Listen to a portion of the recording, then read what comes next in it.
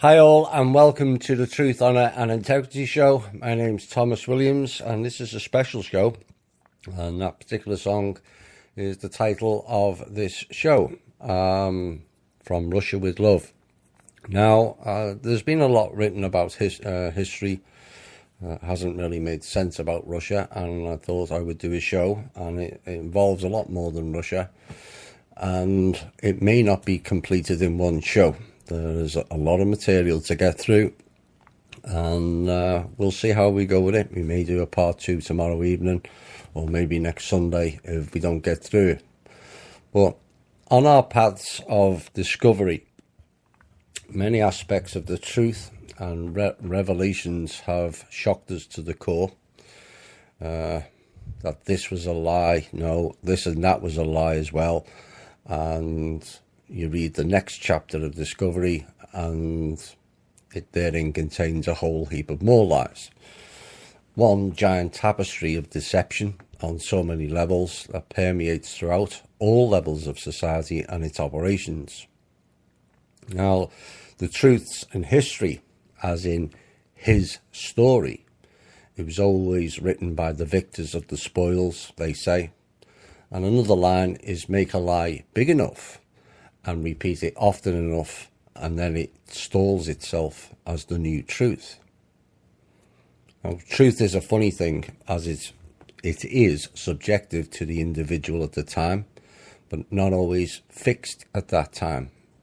Providing the individual remains open to all possibilities, that truth can sometimes change, as new revelations present themselves in a way that triggers the individuals to take notice of it and possibly realign with it.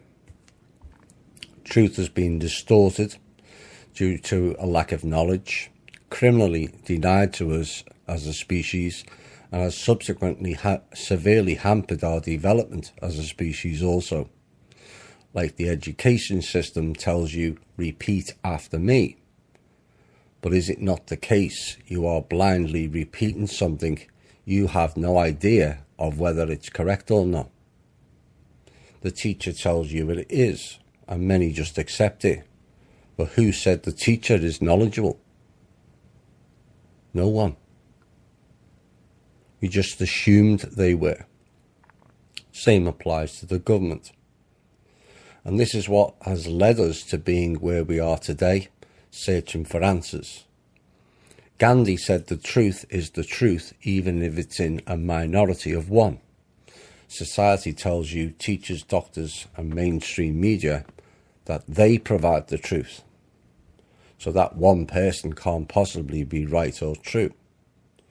That is what is known as programmed thinking. And the only way to avoid that is to be a critical thinker. Add in some long-term memory and an ability to overview things, and you get yourself one badass for the programmed society. And in general, you become a target for attacks from the system. They don't want people waking up. And frankly, stupid people who propagate the whole system of control up. Any true observer will see this madness for what it is.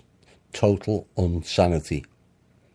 This show will peel back the layers and the players of the lies that delves into one particular region of the planet of which we know so little about, and what we do know is distorted beyond all reality.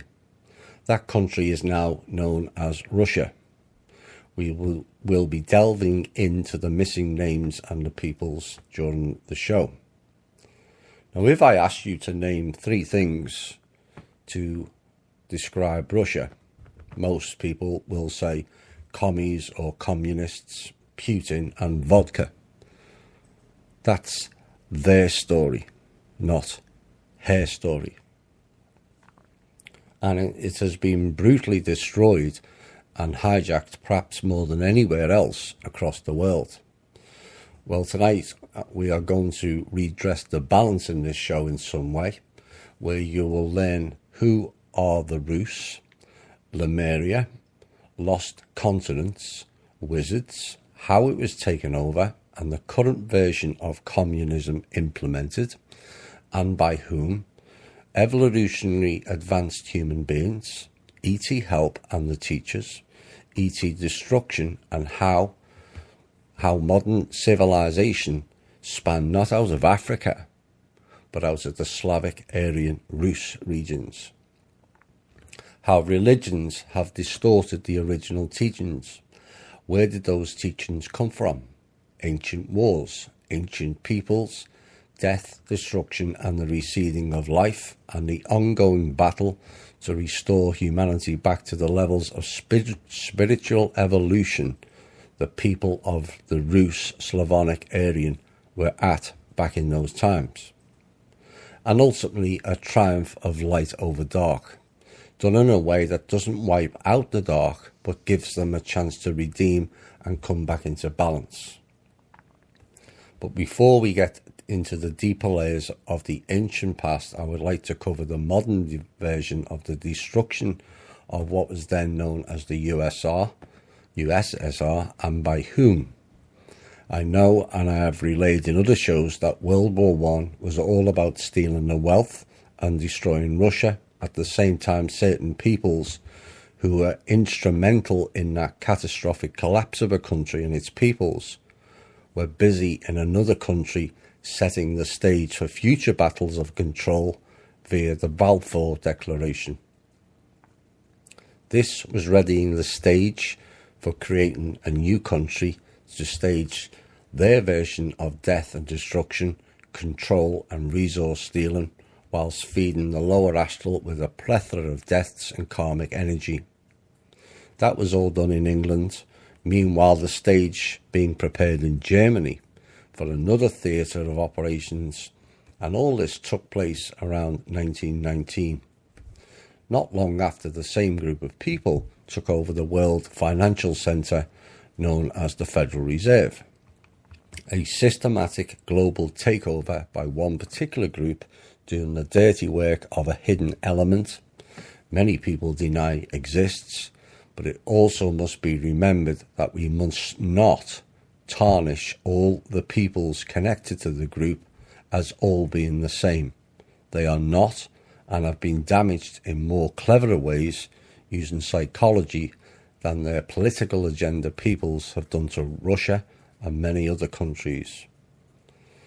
The beginning of this show is about the Russian Bolshevik Revolution in 1919, and I hope you enjoy this show, and here is a piece of music to get us started. Right, let's get into the meat of the show. A lot of this material, for those who like to know where the background came from, is predominantly by a guy called Nikolai Levashov. There has been numerous other sources, both in Russia and America, plus my own knowledge and opinion has been interspersed into this piece, and I hope you enjoy it. Right, among the many great empires of the world, there has been much history revealed, whether it was the Roman, the British, the Ottoman, Genghis Khan, the Greek, and the current American Empire, as it's called, and all of it lavished with narratives of great achievements in battles and conquests, and yet curiously hardly any of the rest of the world know of the Rus Empire, or the region of Tartaria, or even less about the whole continent that went missing north of Siberia. History's teachers never told us any of that knowledge, and tonight we'll find out why. Now, back in 1919, when the USSR was being looted, having lost the war, a revolution, as it was called, took place, not by the Russian people, but by outsiders claiming all the spoils of a deliberately engineered war. Why did I say it was deliberate? Well, the plans of which were laid out in 1888 by Albert Pike, who was a 33-degree Mason, where it stated that this was to be the first of 3 world wars the clowns in power wished to unfold on the people of Midgard. That is the real name of Earth. Earth means inhabited planet. this will become clear later in the document.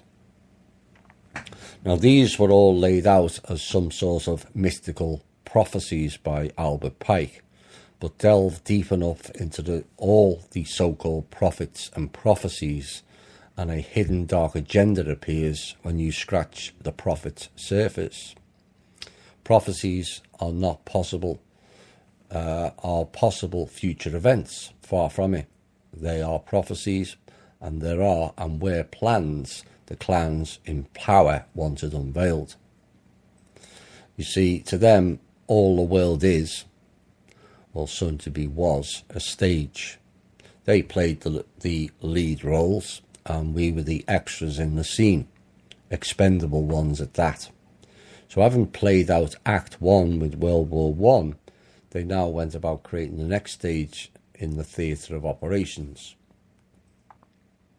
All people or nations of the earth, independent of their real role in the world's fate, wrote their great history. There would be nothing wrong with this, except it appears that everything that concerns Russia is filled with obvious hatred on the part of those who wrote the history of the Russian people. In their opinions, the Slavs lived in earth pits until the 9th century and were so primitive that they did not even have their own state system and had to invite the Varangians, which is Swedish, to govern them. But what historians neglected to mention is the Swedes had no organised state then either, and were essentially ran by criminal gangs who looted their neighbours. Now, the Varangians were the Vikings, or the real meaning of Vikings, VI, which is 6 kings. They operated under the 6 kings flag. Now, the historians were also terribly ignorant until the 9th century, stating that 2 saints, Cyril and Methody, created the Slavonic written language on the basis of the Greek one, and thus gave the light of knowledge to the dull Slavs. Not really. Moreover, history also states that the Mongol Tartars had kept the Russian people in slavery for 300 years, and only when Peter the Great cut through a window through Europe and transformed Russia according to the European image and likeness did Russia become the great empire. So that is the kind of history of Russia as they have portrayed it. It appears that the modern history of the Russian people was actively created at the time of the Romanovs dynasty, which came to power in 1613, and the Bolsheviks took the baton from them after the Revolution of 1917, or so we're told. The Romanovs' history of Russia was created in the 18th century by the great Russian historiographers, people who were not from Russia, didn't even speak Russian, and yet they wrote Russian history. And some of these people were Siegfried Beyer, aka Meyer, aka Rothschild, Gerhard Friedrich Müller, August Ludwig von Schlosser, all of whom were German. Not, like I said, none of them had learnt Russian, but nevertheless they wrote the whole history of the Russian state.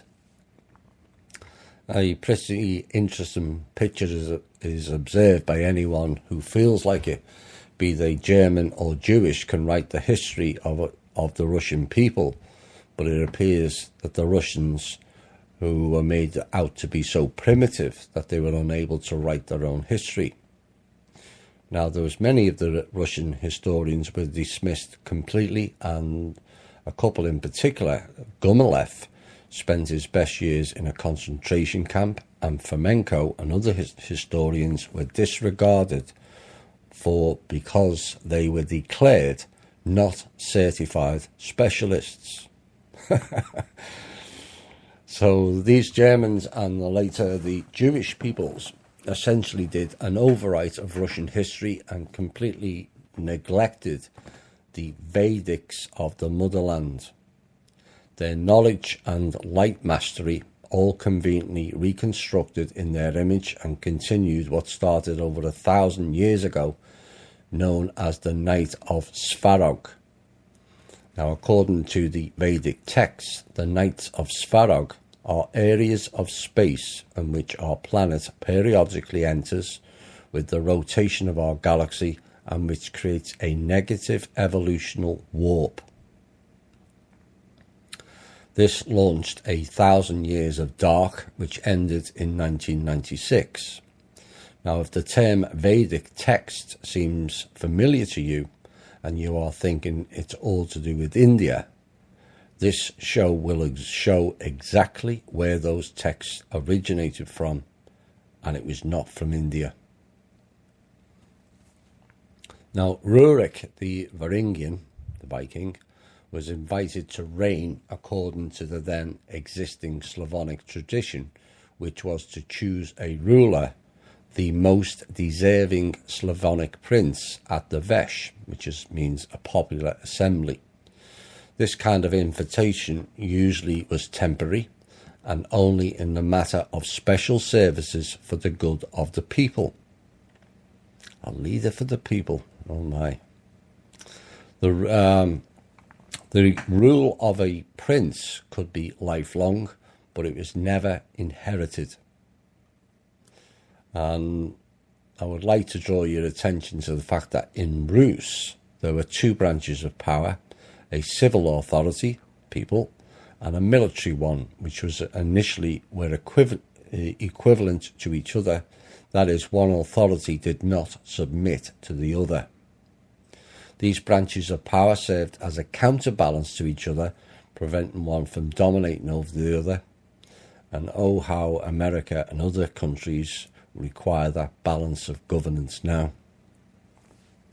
But Rurik created the Russian state with Russian laws from the Vikings' law system, which in principle can be reduced to one law, the law of the sword, or simply the law of force.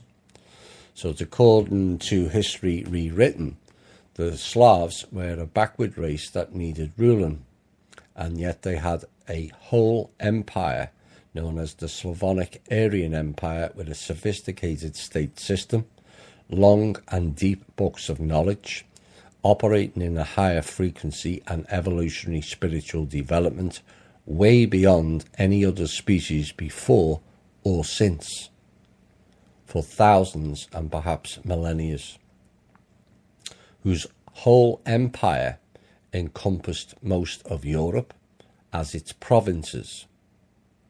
So let's shed light on the real history of the great Russian people. It is often stated that chauvinism is alien to the Russian people, and not a single minority resident on the territory of the Russian state was destroyed, even when they came as enemies. They all kept their language, culture and traditions. In addition, many minorities were kept safe only because Russian blood was shed.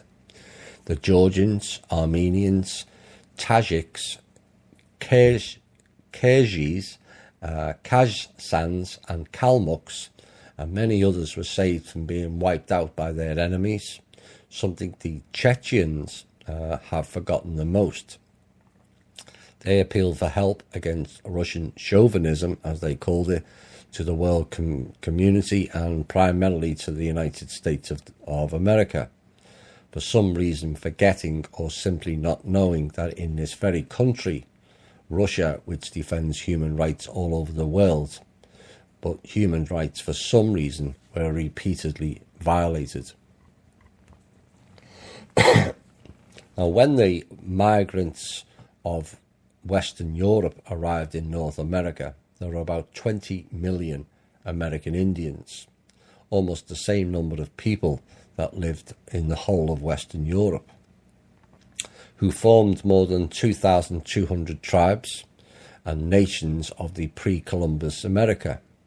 Today, only 500 tribes with a population totaling about 800,000 people that live on reservations, in which are the worst and least productive parts of their motherland. So 1,700 tribes of Native Americans disappeared from the face of their own land but their number could now have been equal to the European population. The same happened as a reference to the Japanese people.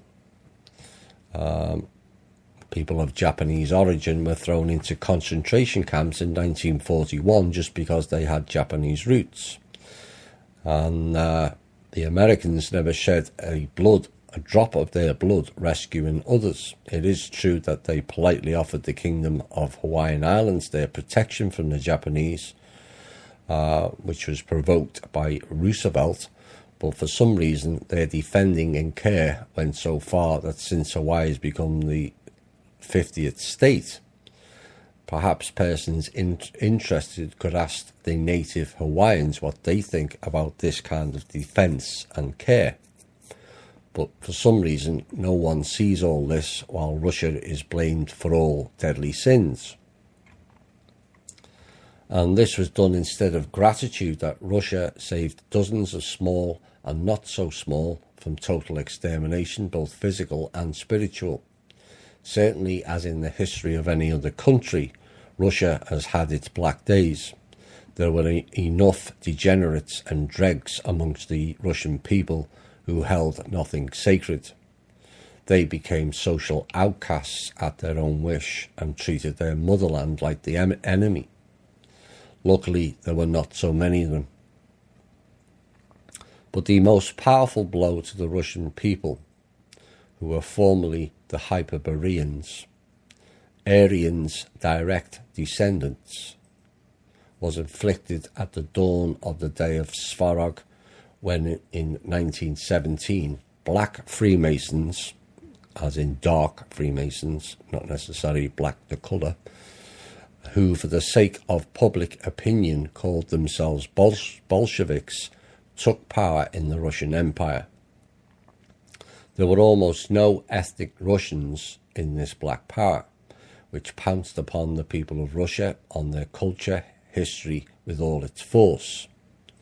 In the concentration camps created by Lenin's lifetime, millions of Russians were housed the cream of the nation, the Russian nobility, the Russian intellectuals, the whole of the corps of Russian officers, all Russian industrialists, all Russian merchants were all killed. All of them. All these classes were destroyed, sparing no one. Not only men, but women and children and old were mercilessly killed outside of any court and trial, because no court would be able to bring any legal foundation to justify the destruction of entire classes of society according to the principle of belonging to a class. And yet all this took place with the implicit agreement of the rest of the world, often with its active assistance, and no one yelled about the genocide of the Russians, about the destruction of the flower of the Russian nation. Most people bred into the Soviet Union education system can object, but these were the representatives of exploited classes. The great Karl Marx and his no less great, in inverted commas, or quote unquote, followers like Friedrich Engels, Vladimir Ulyanov, which is Lenin, Leo Trotsky, whose real name was Bronstein, and many, many others wrote and said so. All people mentioned above, as well as most other theorists and practical workers of the revolution, were ethnic Jews. So why is the revolution in Russia called the Great Russian Revolution, if Jews theoretically laid the foundation and put it into practice using the money from the American Jewish people? Now, the last part they mentioned about the money, $20 million was delivered to Russia in August 1917 by Leo Trotsky, who is an ethnic Jew born in the Russian Empire, but also was an American citizen. It was this money in gold which was an unbelievably enormous sum for those times, from the Russian ally known as America, which allowed the black Freemasons of Judaic nationality to hire Latvian hitmen, Chinese criminals who, together with Judaic fighting squads, perpetrated the Great Russian Revolution. Now, after the overthrow of the Russian government and the death of all the officials, the demographics of the important positions in Russia changed drastically. Now, according to the data that was furnished, out of 556 important functionaries of the Bolshevik state in 1918-1919, there were 2 Ukrainians, 11 Armenians, 35 Lets, known as Latvians now, 15 Germans, 1 Hungarian, 10 Georgians, 3 Polish people, 3 people from Finland, 1 Czechoslovakian, and 1 Karen. And the 2 key figures that are left, just 17 people were Russian. By far the largest number of peoples, at 82% of the overall numbers, was 557 Jewish people. And that was the Great Russian Revolution. So after the Great Russian Revolution had won and the flower of the Russian nation had been destroyed, new black rulers organised an artificial famine. So they went one step further, which ultimately starved to death 20 million peasants. This was after destroying the higher classes. The vast majority of those people were killed were the Rus people, Ukrainians, and the Belarusians. Then they set about trying to make people voluntarily enter what is known as kibbutzim, which is collective farms, an idea that came from Lazar Kaganovich, who presented the idea to Joseph Stalin. Both of them were Zionists. A Zionist education was implemented that was stated that the peasants must operate in the light. And in order to do so, that to the Russian Muzhik, the Israelites in power decided to organize what they called the Enlightenment of Souls, and created an artificial famine, taking away from the peasants all their grain and all their seeds. On collecting an enormous amount of first-class grain, communists sold it for nothing on the American exchange through the Soviets' best friend Armand Hammer, who was another Zionist, thus causing a crisis at the exchange, as a result of which the American farmers were forced to either throw away their own grain they had produced or sell it for peanuts to Hammer. He then sent barges filled with this grain for the starving in the USSR in exchange for priceless religious artifacts. The Russian Orthodox Church, which had accumulated these knickknacks for well over 1,000 years, had all their artifacts looted in exchange. Those artifacts tell a lot of our history.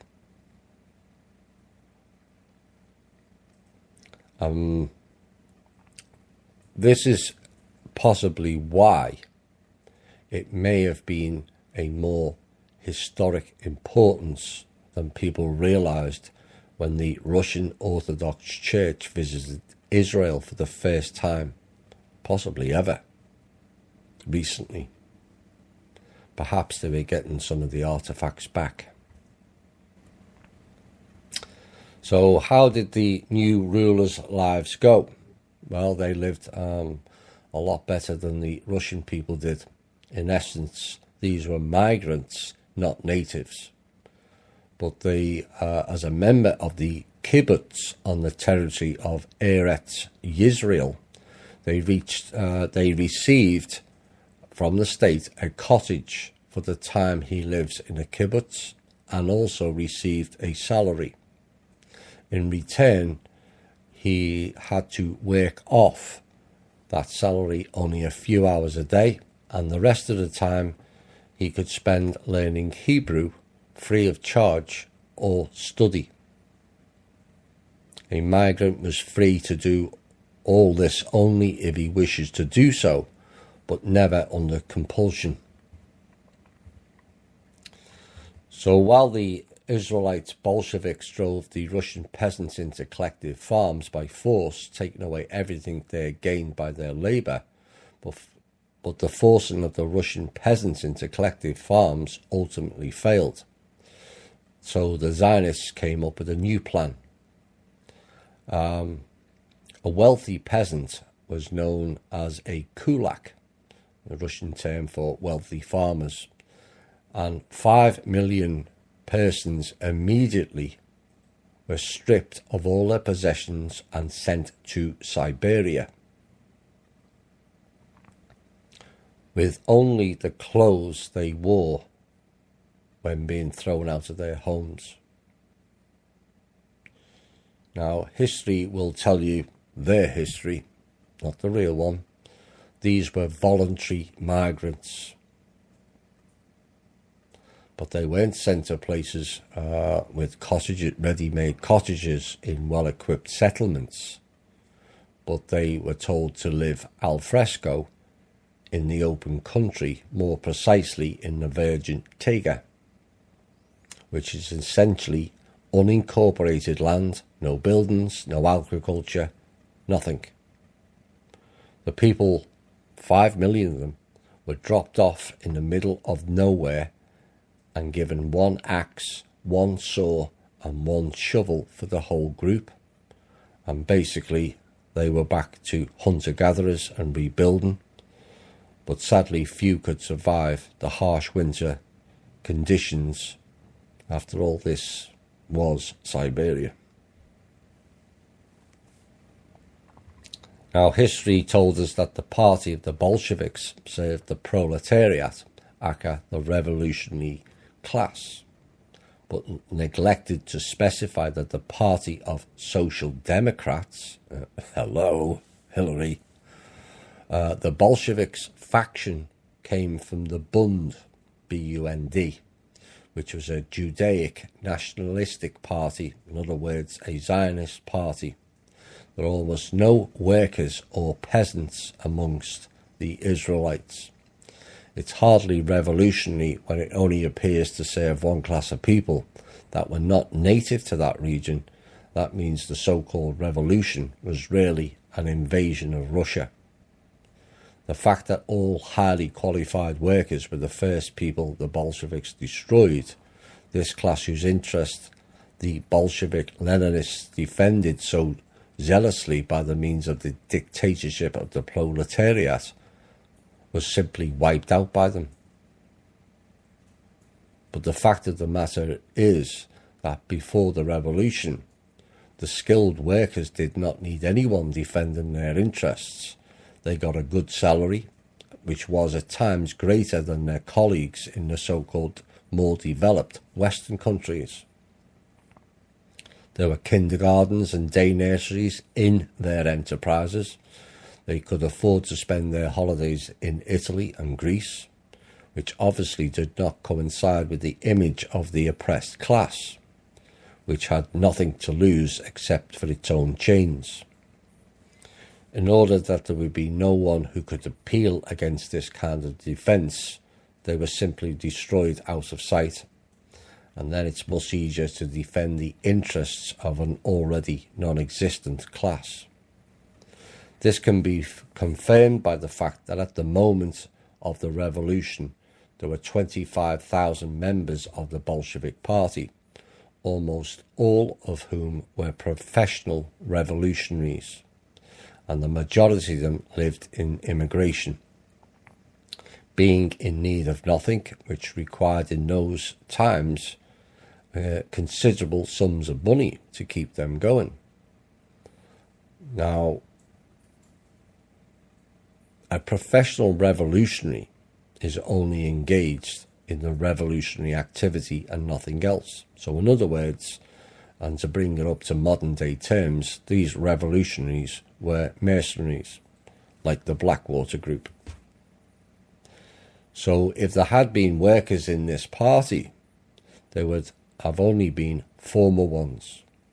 All party members were professional revolutionaries whose work consisted in the undermining of the existent political system and required enormous financial means to do so. Therefore, bank robberies and other similar methods used by the criminal soldiers of the party, and by the way, Joseph Stalin was one of them, could only introduce a tiny share. The main means for the Russian Revolution came far away from America, and oddly enough, the American multimillionaires who played the role of Santa Claus for the Bolsheviks again, these American multimillionaires, for some reason, were all Jewish. It turned out to be quite strange, the Great Russian Revolution, didn't it? Prepared by Jews, performed by Jews, financed by Jews, and the country was headed by Jews after it. But nevertheless, in all the history books, it's still called the Great Russian Revolution. A revolution that destroyed mainly only Russians and the Slavs. Stalin subject to repression dozens of millions of persons, the majority of whom again were Russians, Ukraine and Belarusians. Certainly all other people who lived in Russia also suffered from all of this, but the overwhelming majority of the victims of the regime were the Slavs, Russian people, as well as most of the victims of the Second World War. Now, we've already spoken about 30 million being destroyed in the First World War and the aftermath. In fact, it's near 40 million. But during the Second World War, out of the 50 million people who died, 30 million of them, 60%, were people of the Soviet Union. In comparison, the Germans lost around 9 million people. Doesn't make much sense, that, does it? However, even when the war was finished, the process of the destruction of the Slavs did not stop. It only took other forms. In fact, the whole 20th century, the last century of the 1,000-year Night of the Svarog, and the Night of the Svarog began in 6496 according to the Slavonic Aryan chronology, which is roughly 988 AD, and finished in 7504 of their chronology, which is 1995, 1996 in our calendars. It was essentially the century of the genocide of the Russian people, which lost, according to different calculations, from between 70 to 90 million people of its sons and daughters, and this was only the direct loss. So when the world accuses Russians of the distribution of the communist pest, I sense there must be a great bitterness in Russia because of this kind of injustice. They weren't communist to begin with.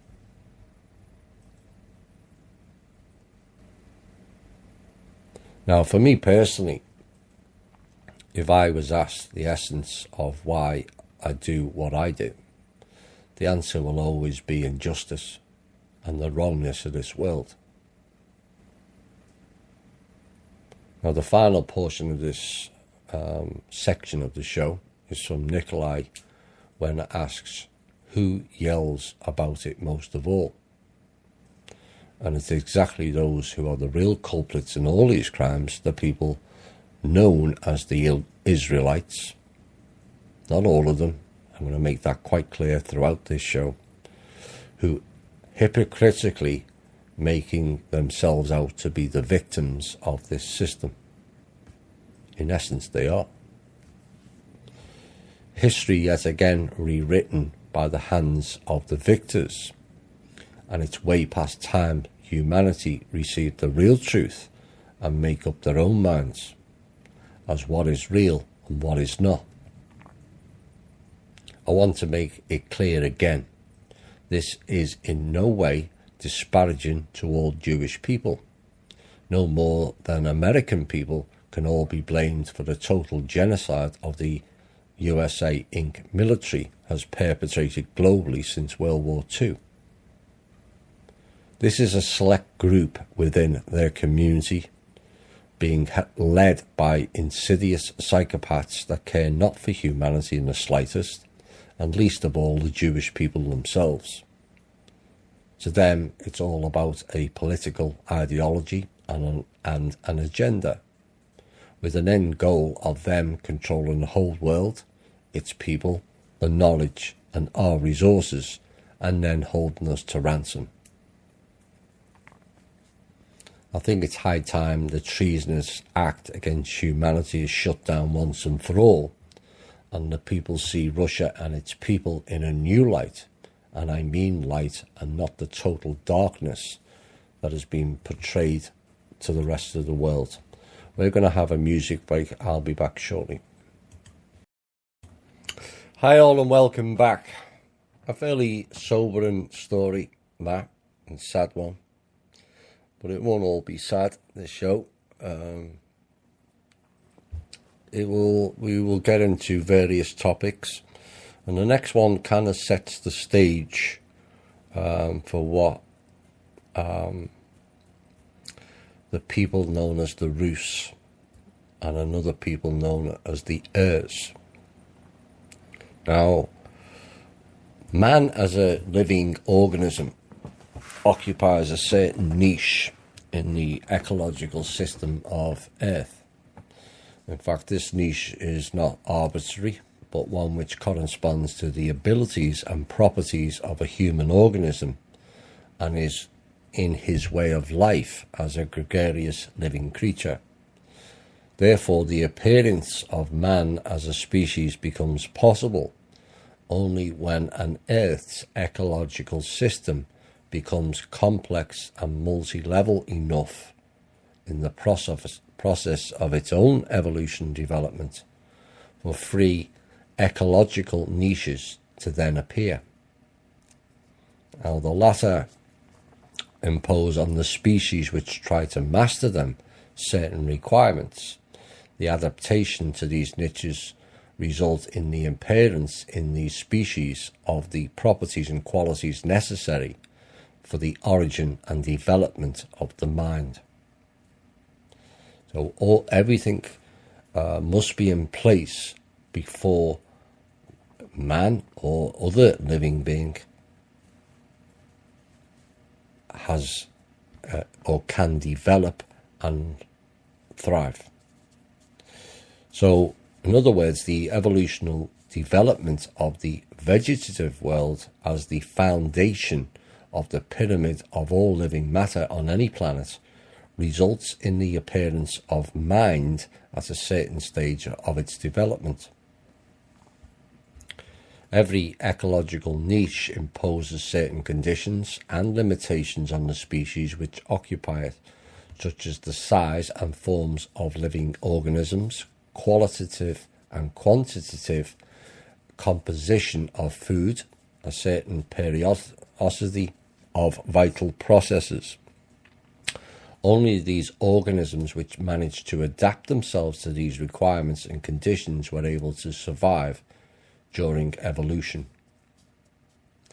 So let us see what happened to the ecological compartment occupied by modern man before his appearance on Midgard Earth, who dwelt in our ecological compartment. Well, before Homo sapiens, modern man appeared on the evolutional arena. His ecological niche had been occupied by a humanoid species which the anthropologists called Neanderthal man, who had thoroughly mastered his ecological compartment for several 100,000 years. Now, besides Neanderthal man, forced all other humanoid species out and reigned on Earth alone. Thus they populated the whole Earth and all its climatic zones, but nevertheless different races of the Neanderthal men failed to appear during all these millennia. Only one Neanderthal race reigned over the whole world, and each considerably excelled Cro-Magnon man physically, and was also covered by thick hair which they could never get rid of. A saber-toothed tiger was the only serious enemy which could cause them some trouble, and also Neanderthal men devoured individuals of their own species at the time. Everyone who was not a member of their clan, herd or tribe could be considered as food. Now, certainly it's difficult to judge Neanderthal men's intellect, but there is no proof that they were more stupid than Cro-Magnon men also. So they had reigned calmly for essentially hundreds of thousands of years until about 40,000 years ago. No one knows where modern man suddenly appeared. 3 races, black, red and yellow, appeared on Midgard Earth then, while the white race had appeared about 600,000 to 800,000 years before. The fossil remains of modern man, which have been found on different continents of Midgard, have exactly this age. For subjective and objective reasons, there is no information about the fossil remains of modern man on the territory of Siberia or about the sunken northern continent. Homo sapiens appeared everywhere at once on all continents. He was naked, without hair all over his body, and was weak in comparison to Neanderthal man. Several quite different races which had considerable differences in both the colour of the skin and the structure of the skull, skeleton and type of exchange processes also appeared simultaneously as if by magic. But for all that, they had one common feature. They were compatible between themselves, and this gave viable posterity. A new species cannot appear at once without having some transitional forms and going through the process of the accumulation and strengthening of positive mutations. Nothing of the kind is observed in the case of modern man. Homo sapiens just materialized from nowhere, and not a single skeleton older than 40,000 years has been found, although human skeletons are found everywhere since then and up to the present. However, according to the found skeletons, the white, yellow, red and black races can be clearly determined. Moreover, the older skeletons, the stronger racial features, which indicates the primordial purity of these races, which existed until they actively began to mix. Therefore, there could not be some single race, according to the opinion of orthodox science. It was the black race which, on its settling in Central America, mutated, and as a result new races, white, yellow and red, originated. Doesn't really make much sense, does it? But the facts themselves show quite the contrary. It's not the appearance of new races that has happened and still happens, but on the mixing of these races, the origin of sub-races, which means hybrid, and their gradual convergence occurs. Now it's almost impossible to find representatives of an absolutely pure nationality because of the fact that the processes of people mixing compromises both different nationalities within one race and also different races. Now, what the consequences of this are, we will consider later. But let's get back to the subject of appearance of modern man and different races on Earth. Now, according to this information, at least 4 transitional humanoid species have existed, and accordingly 4 species which had the necessary positive mutations. Neanderthal men, who by the way were the only humanoid species which had preceded modern man, were not and could not have been modern man's progenitors. This is not a supposition but a bare fact. The DNA research of Neanderthal man found frozen in the Alpine glacier gave a sensational result. Homo sapiens and Neanderthal men are as genetically incompatible as a horse and a zebra. Although these species belong to one and the same mammal order, what is known as the artiodactyls. These 2 humanoid species are not only incompatible, they were not even able to produce sterile hybrids, as happens, for example, when crossing a horse and a donkey. Only skeleton which combined characteristics of both species, Cro-Magnon man and Neanderthal man, was found in the South American mountains. But its proprietor did not live till puberty, i.e. it died while it was still a child, which indicates the complete incompatibility of these species, and this kind of makes it a fact.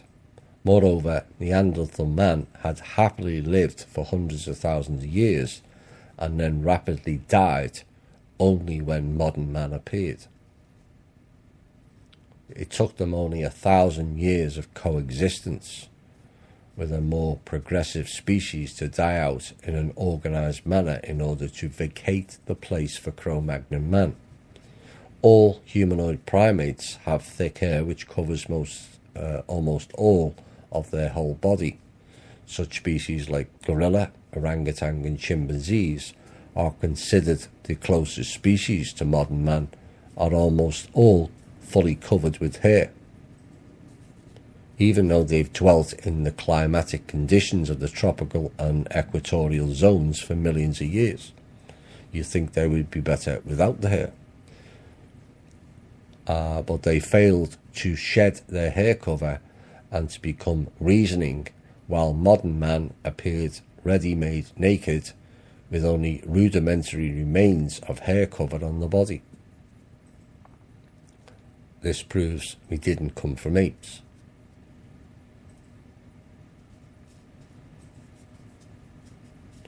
So the retaining of the hair and not having hair is kind of rudimentary but unnecessary. It came to naught in the course of time. The question arises, where did it take place? Obviously not on Earth, or this one anyway. So the question arises, where did they come from, if not originating from here?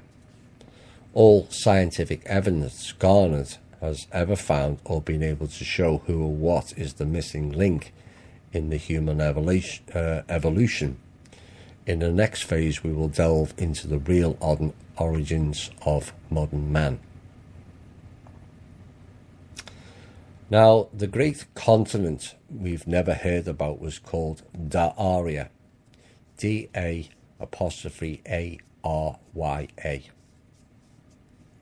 It is mentioned in several sources in Russia, but nowhere else, so it appears. Now, slowly it began to sink on the seabed in the area of the modern North Pole 110,000 years ago. This was also known as Hyperborea. That is best known for the only Olympian out of the 12 in Greek history to frequent that place in winter times and share knowledge, healing and seeing with the peoples of Hyperborea. That person was known as Apollo, who was venerated by the Hyperboreans, who sent him gifts down to the temple in Delos, where Apollo resided. A place beyond the Boreas, which means north wind, was perfect, with the sun shining 24 hours a day. A sister island of Hyperborea was Thule. And many of you will know the legend of the Thule girls, of which Maria Orsich was the most famous known of them, who went on to form the Vril Society. Yet again, these appear to be of Rus origin, blonde hair and blue eyes. Now, I am aware of the stigma that brings to people's thoughts due to how the whole Aryan race was written against and around World War II. But like the Jewish peoples in the previous chapter, we cannot sweep them all with the same brush, when so much of our history is reversed and distorted. Maria, it's stated, was born in Croatia and was very advanced spiritually and other ways. And they were helping Germany initially during World War II, until they realised there were others behind the frontman Hitler, who had very wrong purposes for their knowledge. And Maria completely disappeared in 1945 and was never seen again. And I am speculating, as I am aware, one of the Vril girls is being held hostage by the militaries, and it's quite possible she is that person. People will argue she's too old. Some people of higher spiritual abilities are a lot older than we think. You'll find out that later. Not everyone lives 70 to 100. Some live a long, long time. Well, people will say she's dead now, but what if she was from the line of the original Thule and Hyperboreans, where it was stated that the Hyperboreans lived to the age of 1000. Oops. And enjoyed lives of complete happiness. So what happened to the continent, the Arya? Well, here is the Vedic text describing what took place 110,000 years ago with the most advanced species that ever resided here, spiritually wise. And it states, you lived a tranquil life on Midgard since olden times, since the world became a safe and settled place. Remember Dazdbog deeds, as they are written in the Vedas. Dazdbog is another name for Tark, who was an Aquilia god patron. God is a different meaning, I'll explain that later. He gave the 9 Vedic books to the Rus people. And the term gods back then is not the same as it is now.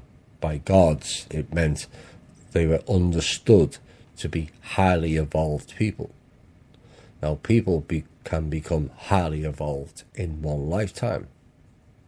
So it doesn't necessarily all have to be ascended masters arriving in crafts from multiple light years away. If you were a highly evolved person in this lifetime, you would be classed as a god back then. And it tells the tale of how he destroyed the Koshis, bulwarks, which means bases, placed upon the nearest moon. The nearest one. I've said in previous shows we had 3 moons. This document proves it. And how Tark would not permit the insidious Koshis to destroy Midgard as they had destroyed Dea, D-E-A, Now, Dea is now the asteroid belt between the orbits of the planets Mars, which was known then as the Earth of Ore, and Jupiter, the Earth of Perun. Now, Perun will be a familiar name in these texts because he's the person that kept coming down and talking to the people. The waters of the moon created the flood. When the moon shattered to pieces, they fell from the sky to the earth like a rainbow, and like spharogids, I nearly got that right, which means meteorites, a ray came down on Midgard earth. The ancient threads, which reached far, distant palaces, were destroyed. Now, palaces in those times meant constellations, ancient threads that went to other constellations. Gates, in other words, you'll hear more about them shortly.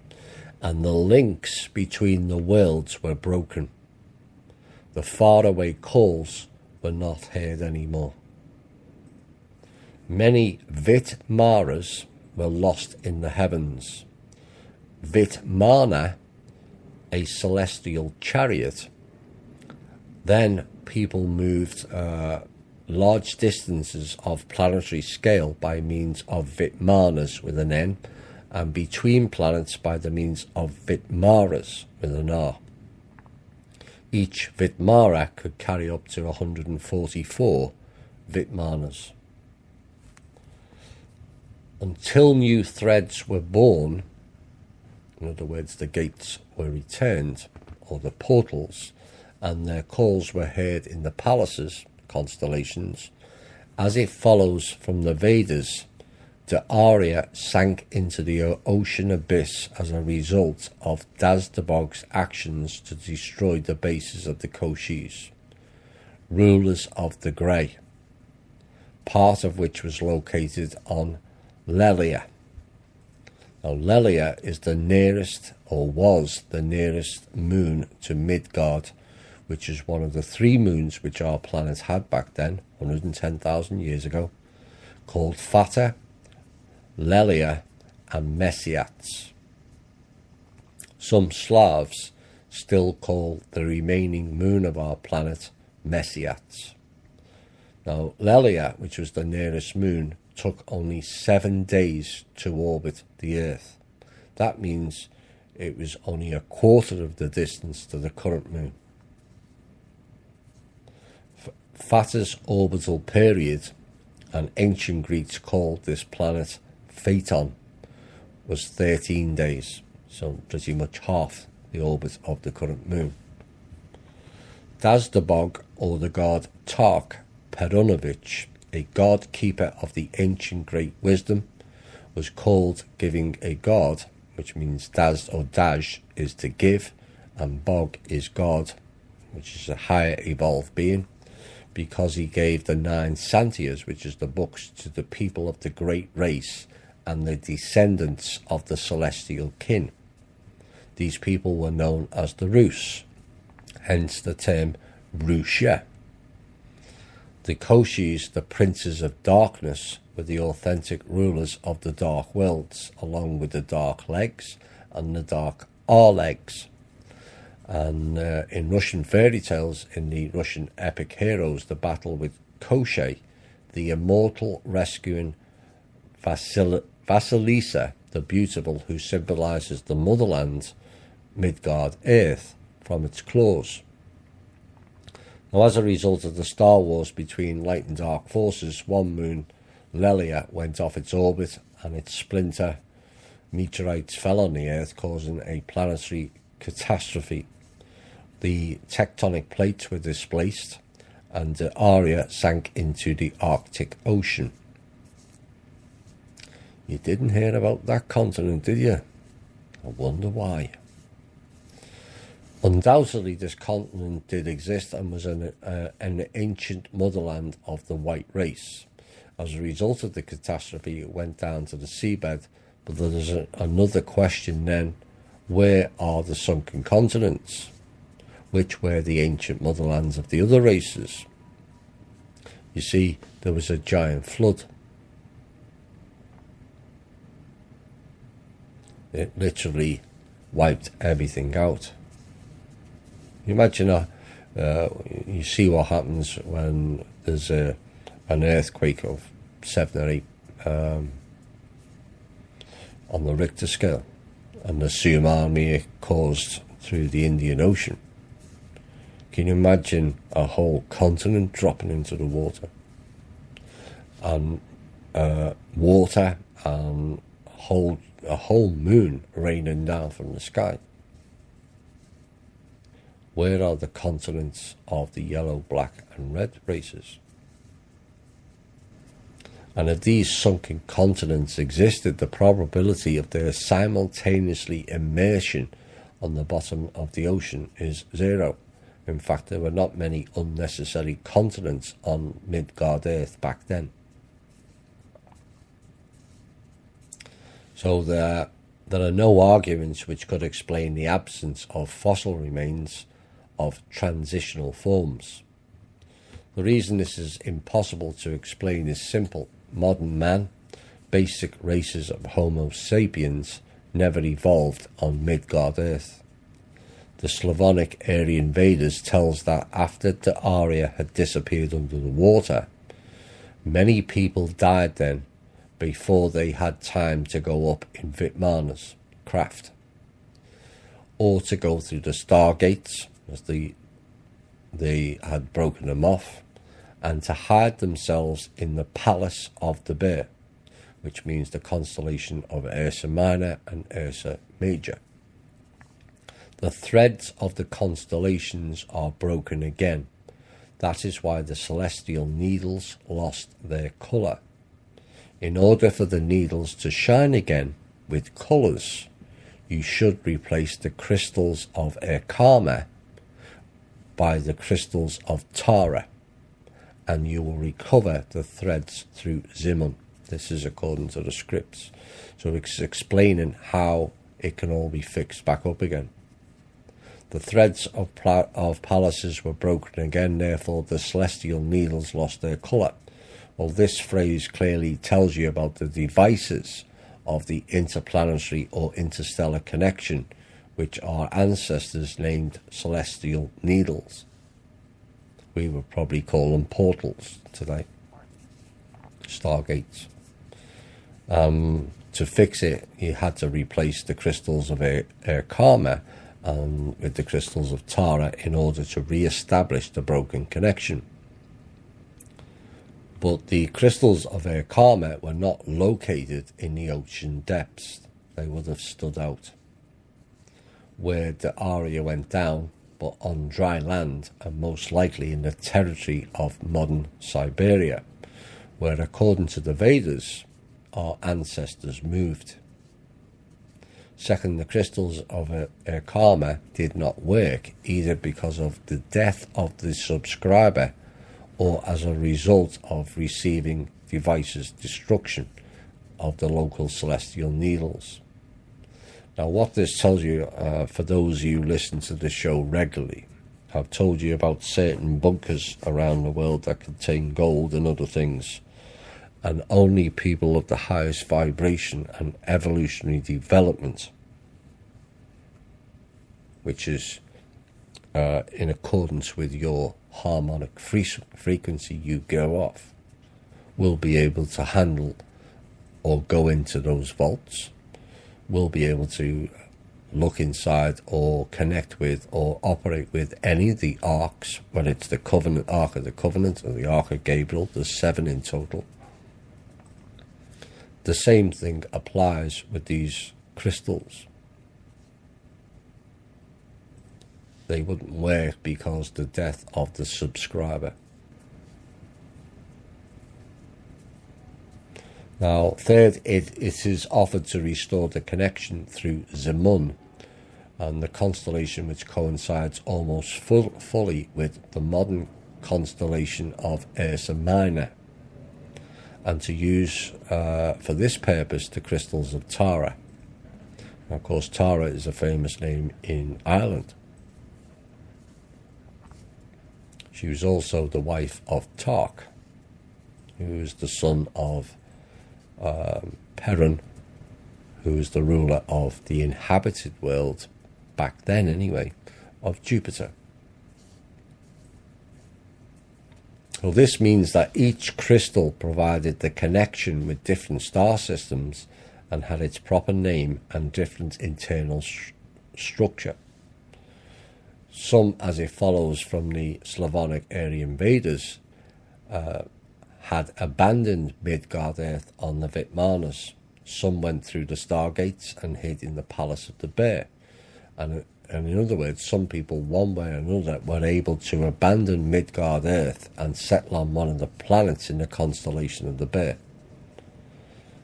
There is a question, did all who had not died abandon Midgard Earth, or some, nevertheless, did they remain?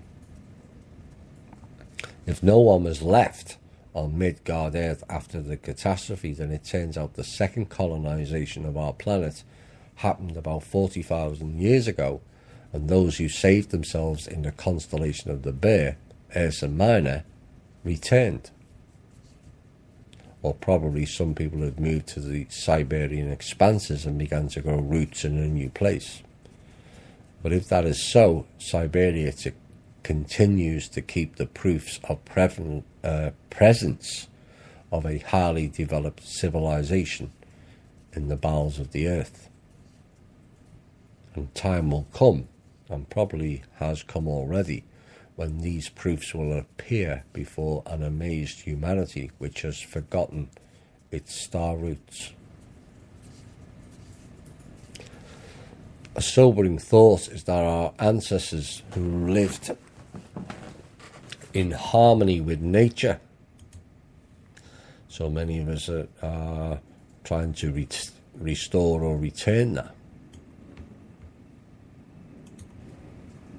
where they were highly evolved spiritually and evolutionary, stacked with knowledge, who also had the ability to travel by craft and by gate to all corners of the universe,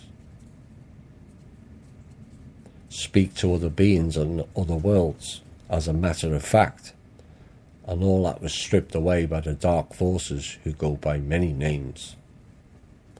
And what we are left with, due to the broken stargates and celestial needles, left us cut astray, far away from all our brothers and sisters in the universe and beyond,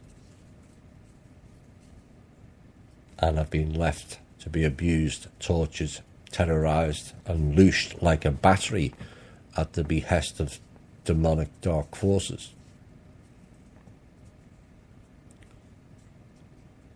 But the worst aspect of it is we are reduced to not knowing who or what we are, where we came from, little to no knowledge, a confused state, feeling that everything is outside of us and we have to worship externally to God or gods who are just loosing your energy and your life force. Like children of the universe, and only now are we reawakening from this amnesic hell and taking the first steps towards restoring ourselves and Midgard back to former glories. Hi all and welcome back. Right, having gone through modern man, how it arrived, and catastrophic wars and the history of Russia, well, now we're going to touch on some religious items. And it's often a testy subject for many people. When you start delving into the research of it, large chunks of it falls apart and doesn't make sense. And because we've not had a real chronological history of many things, it gets rewritten in their image, not in ours. Now, in the previous piece I mentioned about worshipping God or gods as Lucian, our energy, and how and why I come to that conclusion. how that was achieved by programming the populace with an external belief system known as religion. This mode of control has done much damage to the human psyche, not to mention the endless deaths perpetrated in the name of the church, the name of a god, or Jesus. But since whence does Jesus, as he is more commonly known as, I may add more on that later, advocate violence in his name? Why would a loving, nice God of wisdom declare fighting in his name, death and destruction, be advocated as something of virtue? So we have to take on board what the Vedas knew and report about religion. Modern science has nothing intelligible to say on this occasion, therefore we have nothing left but to fix our eyes on legends, myths and religions. But the basis of the majority of contemporary world religions is Judaism. All branches of Christianity came out of it, because the Old Testament is the Talmud adapted for non-Jews, which in turn is an interpretation of the Torah, or more precisely of the Pentateuch. I hope I said that right. Islam, in its turn, is an interpretation of Christianity and was actually one of its sects until 1180, when Constantinople church hierarchs proclaimed it an anathema, denunciation involving excommunication, to the god of Mahomet, which is said to be the god forged by hammer, which did not give birth, is not born, and which no one is like. Now, on the subsequent ecumenical council, the excommunication was accepted. In other words, Islam is a Protestantism of the Eastern Christian sect. Same thing, different branch. Before the Aryan tribes first arrived in ancient India, 4,821 years ago, in 2692 BC roughly, it was called Dravidia. That was the original name back then. And it had been inhabited by what was they called back then the Negroid tribes, the black tribes. The Dravidian and the Naga people, Naga known as the serpent. The Aryan tribes brought them the Vedic knowledge, banishing from Dravidia, now India, black magicians. That was the real quest, to rid this planet of the dark magicians. It still goes on to this day. Now, the black magicians who had practiced the cult of goddess Kali, the Black Mother, to which they offered human sacrifices. That's where the term Kali Ma, Black Mother. It is fully possible that the phrase, they were both naked, Nagas, the man and his wife, and were not ashamed, could mean that they were both people of the black race and worshipped the goddess Kali, the Black Mother, and were not ashamed of this. The Israelites, using the ancient Vedic sources for writing their sacred books, could not miscomprehend the sense of the word, or did not want to focus their attention thereon. The point is that the Israelites belonged to what was called a grey subrace, which originated as a result of the mixture of the two races, the white and black ones. And by sub, I mean hybrid, not inferior. The Aryans conquered Dravidia for the first time about 5,000 years ago, but the active interracial mixing between the white and black races and the origin of the new subrace hybrid, the grey one to which the Israelites belong, had begun long before. Now, there was people that were known to the Aryans as derelicts, people who were either rejected by the white race or voluntarily abandoned their motherland because Aryan law prevented them from, according to them, realising their ambitions had come to ancient India long before the first Aryan campaign took place. But what was more likely is that waves of derelicts rolled over Dravidia for several millennia, one after the other. By the time the Aryans first conquered Dravidia, and by conquered I mean ended the black mother worship and the sacrifice, not war, the grey subrace had already been formed.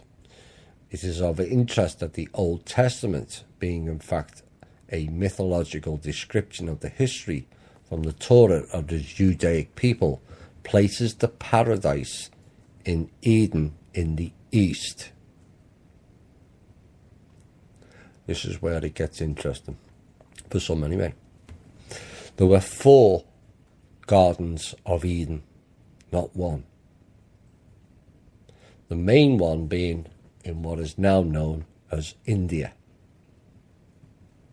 From the Old Testament, it says, "And the river went out of Eden to water the garden, and from thence it was parted and became into 4 heads. The first name of the first is Pison, which encompassed the whole land of Havilah, where there is gold, and the gold of that land is good. There is bdellium, which was an aromatic gum, and the onyx stone. The name of the second river is Gihon, the same that encompassed the whole land of Ethiopia. The name of the third river is Hiddekel, that which goeth towards the east of Assyria.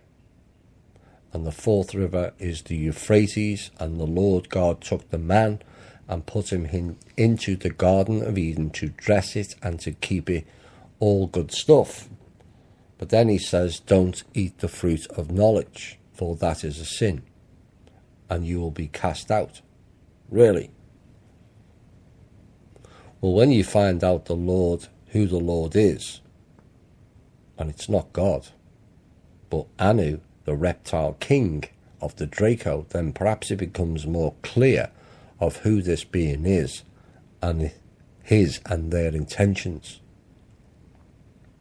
Look at it logically. It says in the book, he made man in his likeness and image. But he didn't want him to have knowledge.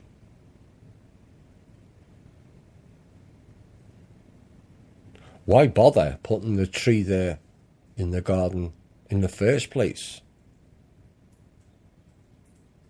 Why bother doing that? Because he wanted man to fail, is why. An obedient, no knowledge slave for those who don't know.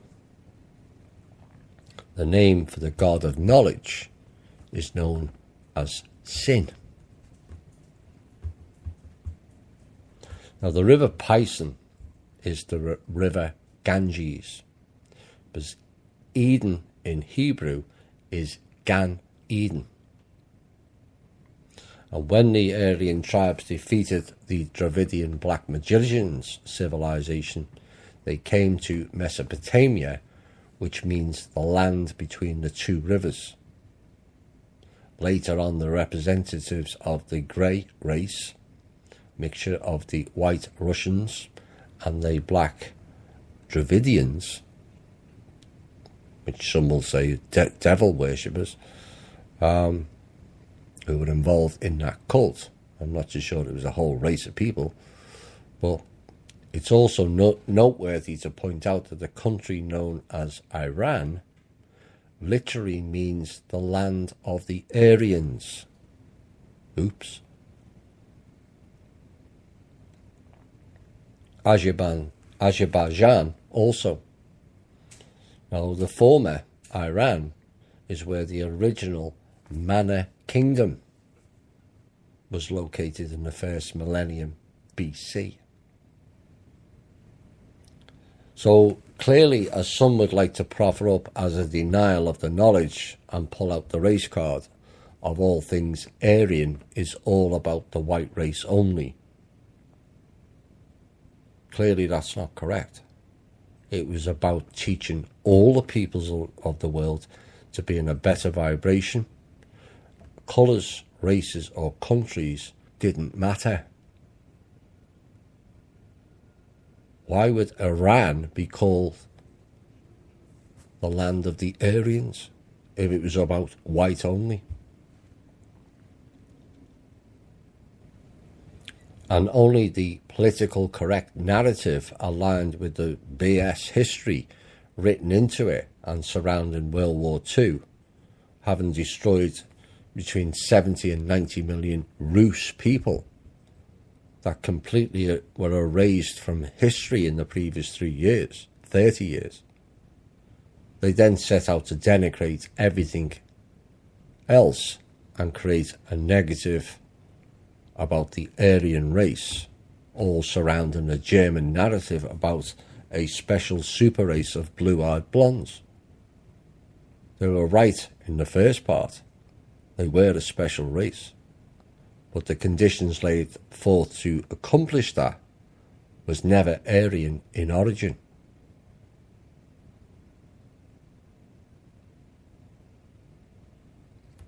The irony is all of this is neither Hitler nor any of his leading SS were blue-eyed blondes. So according to their alleged narrative, they would have been wiped out also. Does that make sense? Given Hitler's mother was Jewish and also possibly a Rothschild, it makes less sense, and yet in some ways makes more sense of what is really going on and being portrayed to the public. The Dravidian black magicians were not fully destroyed. Some were able to hide in their ancient motherland, the African continent, most likely in the second Eden in Ethiopia, which was called the land of Kush, Kush, and the greater part of the Dravidian and Naga people remained in India. Some returned to the northeast of Africa, and some settled in Mesopotamia in the Middle East. However, most likely the majority of descendants of Dedalics, who had formed this new, what is called the Grey subrace, abandoned their new motherland, fearing the punishment because their ancestors had violated the Rita laws, R-I-T-A, which means divine law or divine truth.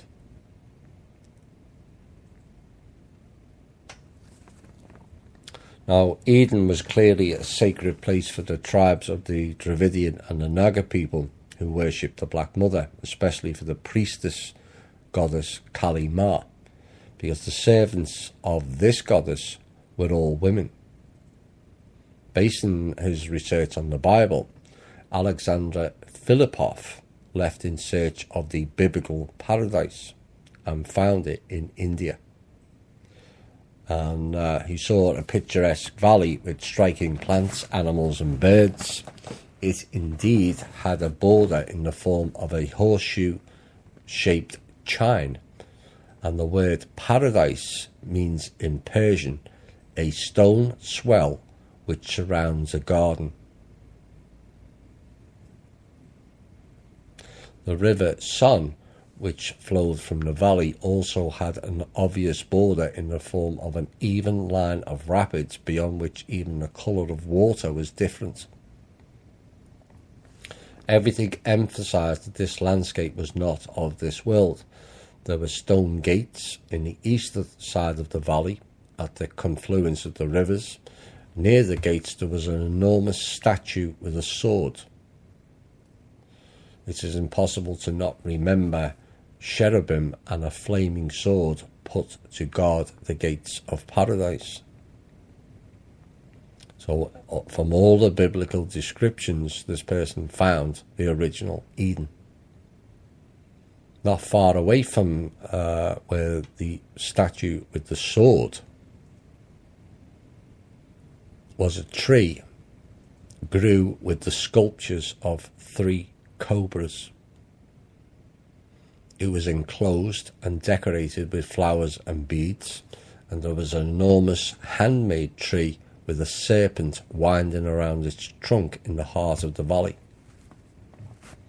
It turned out that for the Hindu, which are descendants of the Dravidian and Naga people, it was a sacred place. They think that Shiva was born in this valley. Shiva in Hinduism and Brahmanism is one of the 3 supreme deities along with Brahma and Vishnu. Now Brahma is a god creator, Vishnu is a god keeper, and Shiva is a god destroyer. Shiva in Hinduism is a great god, Mahadeva. Only Brahma and Vishnu were his equals. Shiva is said to be eternal. He is the head of evil spirits, the god of fury, madness and wild orgies, and at the same time the god of asceticism and the head of yogis.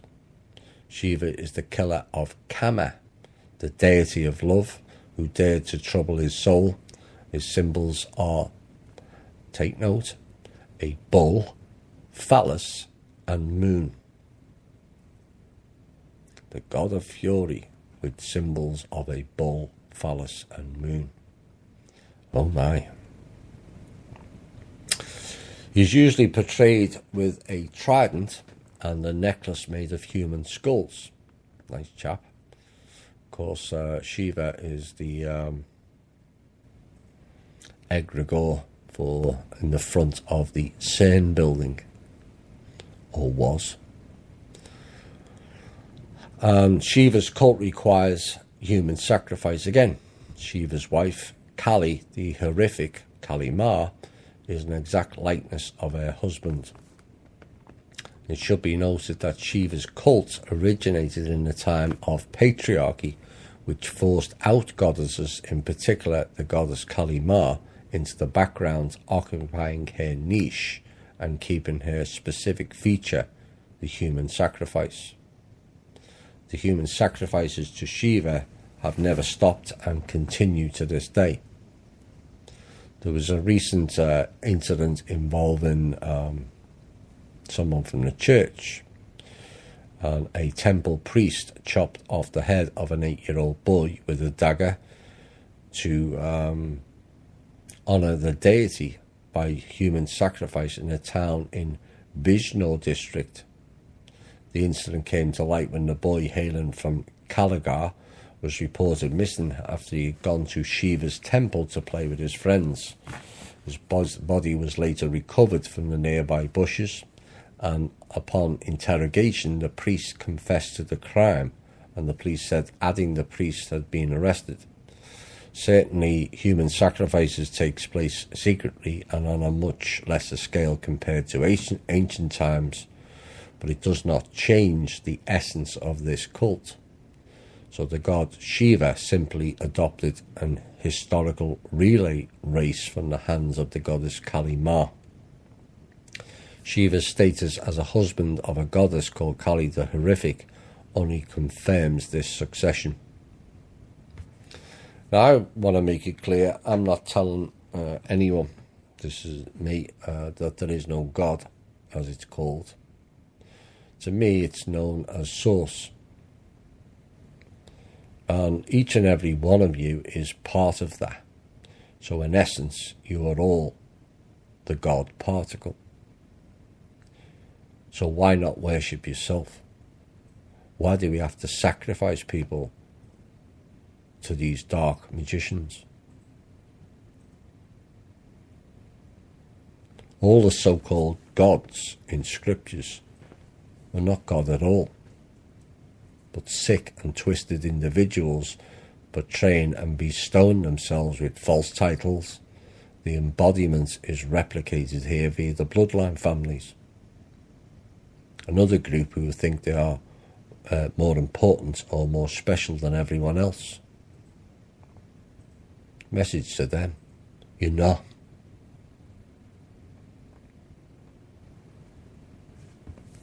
Now, this next topic has kind of bugged me for a number of years. After seeing patterns of names in places and planets as to why you are was in so many of them. Now I've finally got a handle on it and why, and lots of things suddenly all start fall into place, as things do. So who or what are the heirs? Well, they are a highly developed people who came from other planets and lived among the people of the white race in Hyperborea, the Arya, and also Lemuria regions. They came to Dravidia, India, with the Slavonic Aryan Rus tribes. Now, the heirs were the Aryan teachers and defenders. They possessed extensive knowledge and tremendous abilities which seemed supernatural for the people of other races, in this case for the people of the black race, to which the Dravidian and the Naga people belonged to. Now, the heirs were the representatives of the light forces of the universe. They were the Volkovs, the Vedans, and the white magicians for the Aryans. In principle, exactly these Volkovs organized the campaign and led the Aryan tribes to Dravidia in order to stop the distribution of the dark forces' influence. Next is an excerpt from the text stating what took place. In the times of a new great Asa, battle in the heavens, which is the battle between light and dark, the dark were expelled from all earths of the Makosh. Remember, earths means inhabited planet, not just this place. Makosh is the great bear. They were expelled from Radha, which is now known as Orion, and the race palaces, which is Leo. Therefore, the dark way of spirits and souls began to go only through the world of people who lived on the earths in the arm of the Swati galaxy. Could be the Milky Way, I'm not too sure. An ascension along the Golden Way became possible only through the world of people. An important line. Midgard Earth, being in the middle between light and darkness, began to play an important role. Therefore, the dark forces decided to give power over the people to demons. That is why there is a fight between dark and light forces on Midgard Earth, in which people from different clans and nations took part. That was from one of the verses. Now, demons are mainly the non-corporeal forms known as dark jinns, smoky type beings, or the spirits, the ghost world. Of course, people in recent times of the Western world, but not so amongst the native tribes, known as the other races, black, yellow and red, started on the same path as the other three races, using hallucinogenic drugs to get highs, but also entered the spirit world.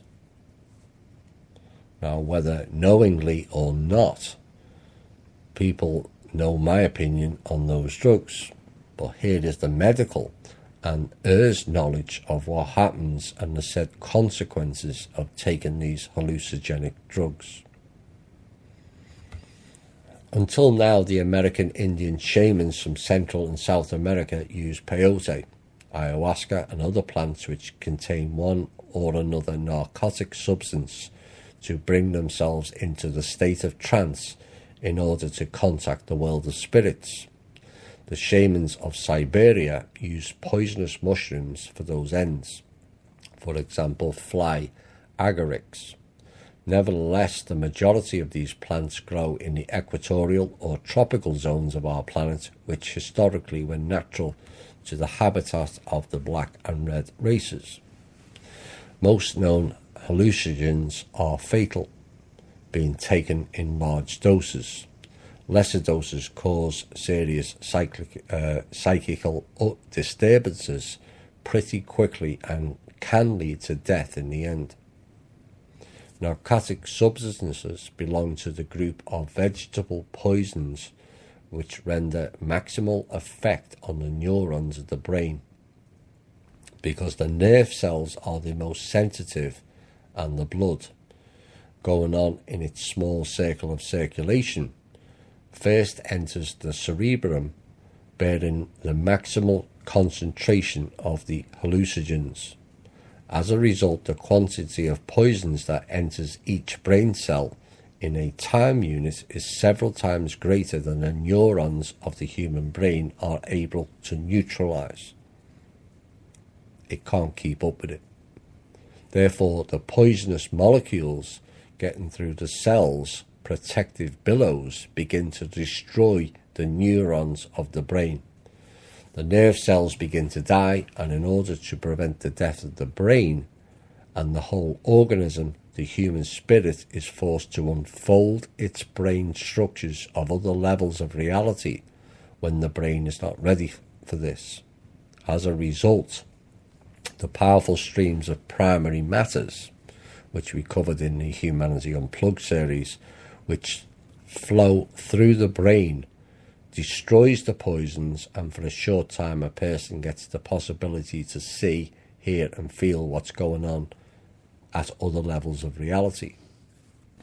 Moreover, a person who possesses brightly expressed paranormal abilities is able to act there, which the ancient priestesses and priests used in full measure. So the prohibition to eat the fruits of the tree of knowledge, as it follows from the above, had quite a real basis. Now everyone is aware of the fact that drugs destroys the human organism, psyche, and tell on the descendants of a drug addict, so it is passed down. Moreover, drugs have a very pernicious influence on the development of a person, who in most cases degrades and becomes a toy in the hands of the spirit parasites, which is actually the real death of a person. These are known as the walk-ins. Excess alcohol can also have the same effects, and as for the spirits, drinks like whiskey, vodka, rum, they call that spirits for a reason. I can feel an awful lot of gulping amongst listeners now. Oh my God, I never knew that. You see, there is a reason those plants grew in the tribal areas, as they were more susceptible to the spirit invasions. And those peoples were used as a tool of the dark to get at the rest of the populace. So don't go blaming the people of colour for it. They were used as pawns. Dancing in the spirit world with no knowledge is why some people, many people in a way, become infected. Well, what do I mean by infected? Well, it has a few points. Most drugs give you a high and then a low, leading to swings in moods. That is not being in balance, is it? Mood behaviour can be quite severe in some cases, leading to criminality, abuse, both projected and self-harm, a social outcast, and some drugs make you apathetic and lethargic. so you don't see what's going on around you and subsequently don't fight back against the system. This to me appears to be the major problem in Western countries. We're not fighting back enough against the system of control and abuse against us. Another aspect of dancing with the spirits is it can lead to the body getting illness or disease. Spirits reside in the astral realm, and their only source of sustenance is us. This is where cancer comes from. An astral realm infection passed across by the spirits. But the worst aspect of engaging the spirit world is too few know what they are getting into. So many go in with no shielding, and also PSI field aura damage due for previous drug use, and spirits hitch a ride in and on your vessel. Oops. A one-way ticket, unless you know someone who knows how to get rid of them. They're not easy to remove. They become part of you. These can also be known, if it's a full possession, as walk-ins, and you'll be amazed at how many people carry hosts. If people could see in a different frequency, you'd be shocked at how many people are carrying hosts. How can you spot them in a person? Well, the average person should be able to notice a marked change in character and behaviour. Seers can see the physical manifestation, but there's not enough seers.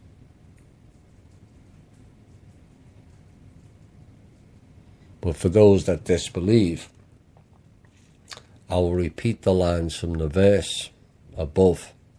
Therefore the dark way of spirits and souls began to go only through the world of people. Hello darkness, my old friend. Well, darkness can be a friend. It can teach you lessons, life lessons.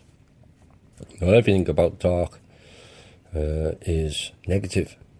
It can be taken in as a positive if used in the right way. The idea that they wanted, the Urs and the Rus wanted to wipe out the dark forces is not correct. They wanted to wipe out the practices of the dark forces and then hopefully go on and teach them how to operate in a better way. But the dark and light forces and the war is the next topic that we're going to be covering. This, given the time now, we're about 2 hours, 10 minutes in, and I'm about a third of the way through. Will probably be the last one tonight, and I may do the second part tomorrow. Tomorrow evening. We'll see how time goes. So the dark and light forces, some class it as good and evil. Some say that it's all very subjective and relative. And they would be partly right, but only partly. Good manifested towards one person can bring evil to many. And evil manifested towards many persons can bring good to one. The concepts of good and evil are not absolute, but relative. But these concepts become absolute ones when they are applied to certain situations and events. Besides, if we take into account the fact that very often evil puts on robes of holiness and speaks on behalf of the latter, it's possible to recognize the true mask of evil only through the deeds. Now, at the pinnacle of dark forces is parasitism. They are a parasitic nature. They are parasitic to themselves as well as others, but also ultimately creation itself, the light ones. Parasites are those who exist at the expense of others. There are plenty of parasites in nature. We may assume that being parasitic is a natural, necessary phenomena of nature, and this would be absolutely wrong. It's only what we've been conditioned to think. Any parasite which operates on a living organism or on the organism of society, sucking out the vital juices, either dies together with the donor or finds a new one. One way or another, any parasite brings destruction and chaos with him, and therefore carries the negative evolution, and therein lies the problem. However, in the animal kingdom, parasites fulfill a positive role. They eliminate the weak organisms. If they have a number of what sort of myself with my own pet. She had 6 pups. One of them was clearly sick and she ignored it. We tried to get her to feed it. Didn't want to know. She knew it wouldn't last, and it was more important that the other 5 remain strong. So they go about eliminating weak organisms, primarily the genetically weak, which favours the preservation of the species and the evolution of the most healthy and adjusted individuals. And in the end, they favour positive evolution. Unlike natural parasites, social parasites first eliminate the strongest and healthiest elements of the social organism, thus completely destroying it. Therefore, social parasites promote negative evolution and undoubtedly carry evolutional death, whatever point of view one may consider. Now, according to the Slavonic Aryan chronology, 2,817 years after the day of the signing of a peace treaty, or 2692 BC, there was a war between Arimia, Arimia, which is now known as China, and the Great Ruthenia, as it was called then, a part of the Slavonic Aryan Empire, which occupied the territory west of what is now known as the Riffian, or formerly known as the Ural Mountains. Now, the war was very severe and also unequal. However, the Great Ruthenia won a victory over the ancient China, which was known as Arimia. And the victory was so significant and heavy that the Russian ancestors selected the day of the signing of the peace treaty on September the 22nd, according to the Christian calendar, as a new reference point of their history. Now, as I said earlier, the Aryan tribes has undertook their first campaign in order to stop human sacrifices and the worship of the goddess Kali Ma. After banishing the priestesses of the Black Mother from the temples, they then returned home, and the campaign lasted 76 years in total, and the Aryan tribes returned to their motherland in 2616 BC. But unfortunately, after they left, the Dravidian and Naga people went back to the old traditions for the reasons mentioned before. Therefore, the Aryans undertook a second campaign, which due to a number of reasons took place only 610 years after the first one, which was 2006 BC, and the second campaign differed fundamentally from the first one. A part of the Aryans stayed in Dravidia, now India, and began to form the civilization which is now known as the Indian civilization. The Khan Uman, the supreme priest of the goddess Tara light cult. The goddess Tara was a patroness of nature, and her senior brother Tark, or Zagbog, was a keeper of the ancient great wisdom. They both headed this campaign and was appointed a spiritual advisor to the Tsar of the forest people. And this is how this event is reflected in the Slavonic Aryan Vedas. Was stated, other clans of the great race will settle all over the face of Midgard earth. Some will cross the Himalayan mountains to teach the people with the skin the colour of darkness, the wisdom of the world of shine. That's what they were going to teach, the light. So they would stop making frightful and bloody sacrifices to their goddess, the Black Mother, and to the snake dragons from the world of Nav, N-A-V, and to find there a new divine wisdom and faith. So everything is fairly clear here. However, I would like to draw your attention to the phrase "and to the snake dragons from the world of Nav" and how it relates to the Old Testament. First, it mentions the serpent which tempted Eve, and the woman said, "The serpent beguiled me, and I did eat." Now, both the Slavonic Aryan Vedas and the Old Testament tell about the serpent or serpents manifesting through a woman priestess of the goddess Kali, Eve. Second, according to Slavonic Aryan Vedas, the world of Nav is the name of the world of spirits,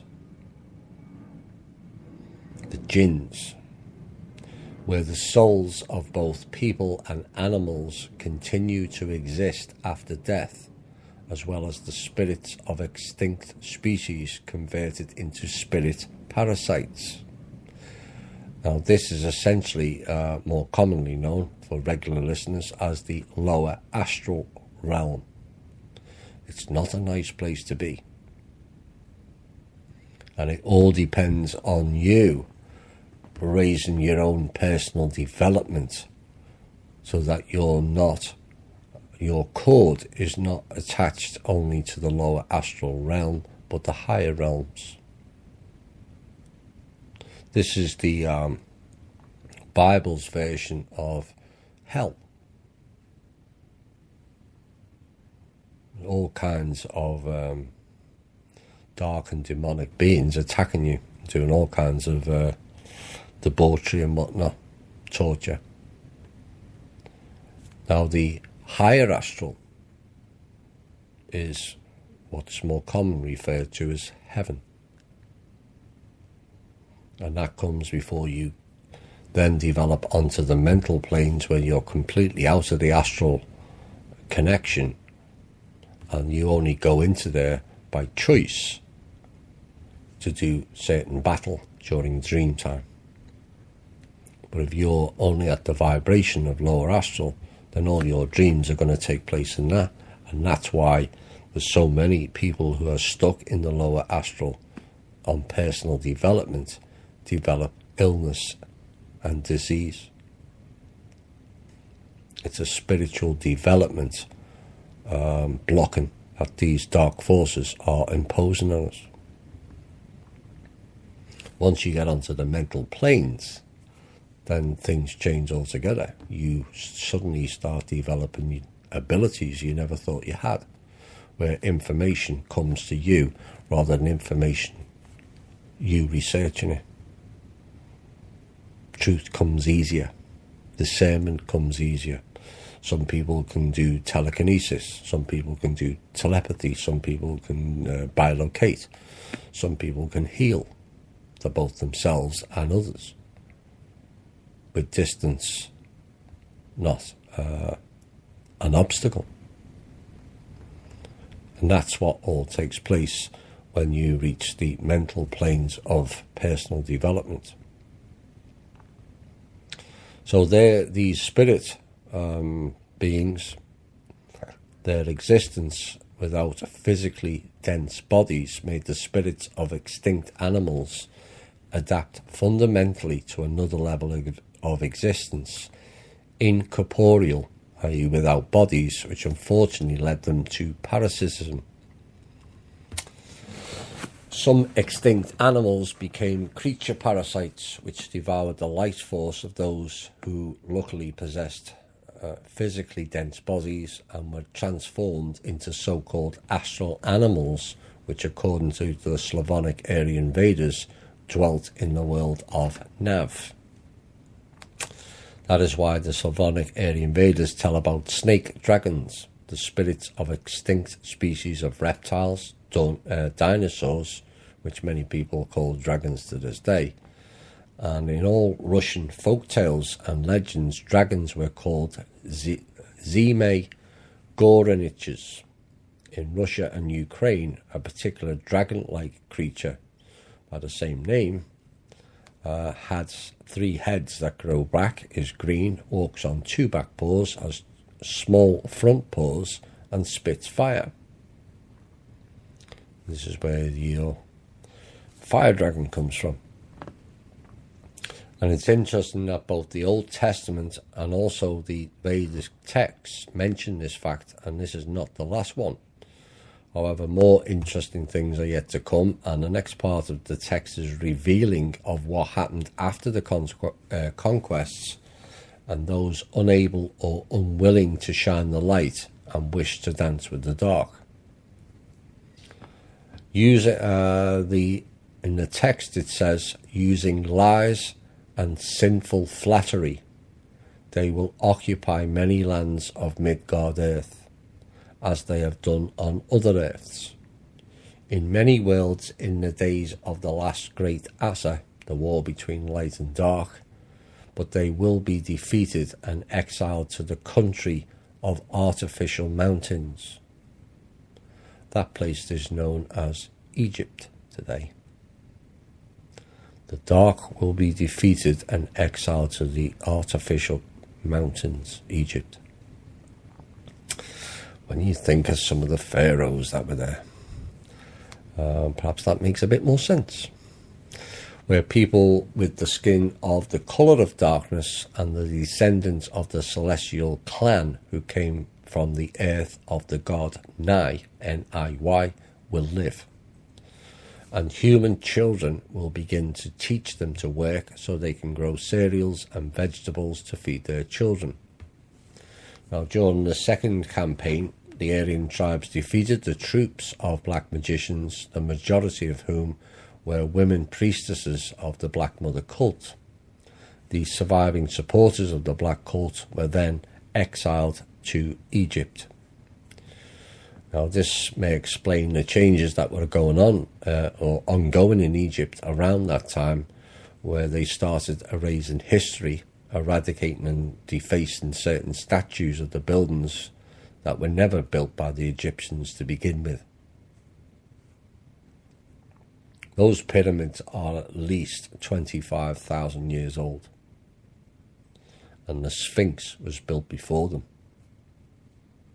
Now, even some of the archaeological people of today have now worked this out, and the Sphinx has water erosion, and yet that region has had no significant rain for the last 11,000 years. So quite why they keep spinning the nonsense that they were built 5,000 years is completely beyond me. But that is applying logic. Seems they don't apply that. But the reality is, even with our current advanced machinery and technology, we still couldn't build the pyramids to that tolerance level now. Plus the fact, how did they know all the compass points of the planet? Or the fact that Giza is the centre without viewing it from miles above. And it's this type of insane logic that seems to bypass most who have zero critical thinking skills. How can they map the centre on the ground? You can only do it from an overview point of view, which means you have to go miles up into the sky to realize where is the center, what is north, what is south, what is east, and what is west. So the fact that it was Egyptians,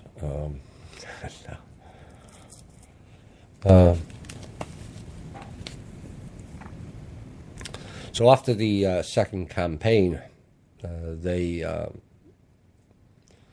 Aryans stayed on and continued to work to changing the Dravidian and Naga people's genetics, and we're going to get into this next. Black magicians were also interested in genetics. The people of this, what is called the grey subrace, were of particular interest to them because they carried both types of genetics, the white and the black ones, and were an ideal weapon against the white light magicians, and also against the white race civilization. After the Aryans defeated the black magicians, they offered them several places for their exile because the Urs, who were the white race's spiritual teachers and leaders, never destroyed the defeated enemies. It was not the way to be, but tried to help them to follow a righteous way or path about which the Black Forces leaders knew perfectly well. Therefore, they prepared the centres of the future fight against their opponents and secured the support of their followers beforehand. Thus, the black magicians created 3 centres: Dravidia, land of Kush, Ethiopia, and Mesopotamia, Assyria. And the last one was the secondary centre. It was a secondary centre, being in fact a connective link between the first 2. Now, at approximately the same time frame, the land of Kush, ancient Ethiopia, in the middle of the 8th century BC, and Assyria in the first half of the 7th century BC, began conducting a very aggressive policy towards their neighbours. As a result, ancient Ethiopia conquered Egypt, and Assyria controlled most of the whole of Mesopotamia, continuously waging wars with their neighbours for 8 centuries. So we then had the outcome of that is the cult of the Black Mother was imposed everywhere, however under different names. Now what had then transpired is the majority of them were the people of the grey race. Some of them were of the black race, which is Dravidian Naga, and a small part of the white race who were called the derelicts, not interested in becoming part of the light. So they began their long journey from Dravidia, India, to ancient Egypt, which lasted for 200 years. Sound familiar about the Exodus? Maybe it was a different type of Exodus. And they moved with their families and all their belongings through the lands where, unfortunately for them, not everyone received them with open arms. They were unwelcome in most countries. Often they had to stop for many years just to regain forces or to force their way with weapons in hand through tribes that were hostile to them. In the course of time they became nomadic tribes, which later historians will call the Hyksos. At the end of the 18th century to beginning of the 17th century BC, they conquered ancient Egypt, and the Hyksos governed there for about 110 years, and only part of them went south to the land of Kush, which is mentioned in the Old Testament as the New Eden. So at the end of the long road, the supporters of the Black Mother cult reached their new paradise, and a new epoch of Midgard-Earth civilization began. It hasn't turned out too well. Thus, the Old Testament does not tell about the origin of man as a result of divine creation, but about the fight between light and dark forces on Midgard-Earth, as a result of which the supporters of the dark forces were defeated and exiled. But they rose again. So sadly, Eden was not always a garden of paradise. All four of them, as portrayed in the Old Testament, were riddled by dark magicians and people with no purpose or developmental goals in their life. They took the easy path of darkness. So there are no saints and righteous men in the Christian Eden, at least in that Eden, about which the Old Testament tells. And the Christian people should remember carefully where to place their paradise, particularly the fundamentalists, not the faithful. As the word faith has nothing to do with religion. The word faith means the enlightenment by knowledge.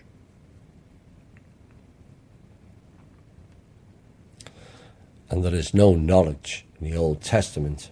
Actually, it can't be. It was written by the dark magicians. Some, nevertheless, might object that if Eden is on Midgard-Earth, it's in India. Now, this will be the last part this evening. It's to do with Isis, Ra-El, and its people. And once again, I will repeat, it's not a denigration of the people of Israel. It's the political ideology and the dark magic that operates those people.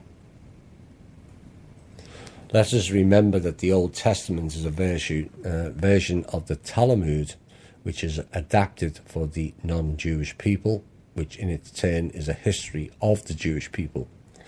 This fact unambiguously follows directly from its text. The events expounded in a Talmud do not concern whatsoever the past of other people, except for those events which were borrowed from them. If we consider otherwise, then it turns out that all people living on Midgard-Earth are Israelites, because Adam and Eve were Israelites. Everyone perfectly understands this, and the Israelites, who call all people of the white race Goyim, totally disassociate themselves from both the latter and from the people of all other races. Thus, the defenders of the biblical version of origin of man have nothing to say on that particular subject. Now, as we said before, the Israelites belong to the grey subrace, which is an intermediate subrace between white and black races with prevailing white race genetics. Correctly saying, people related to the grey subrace have an insignificant admixture of the black race features.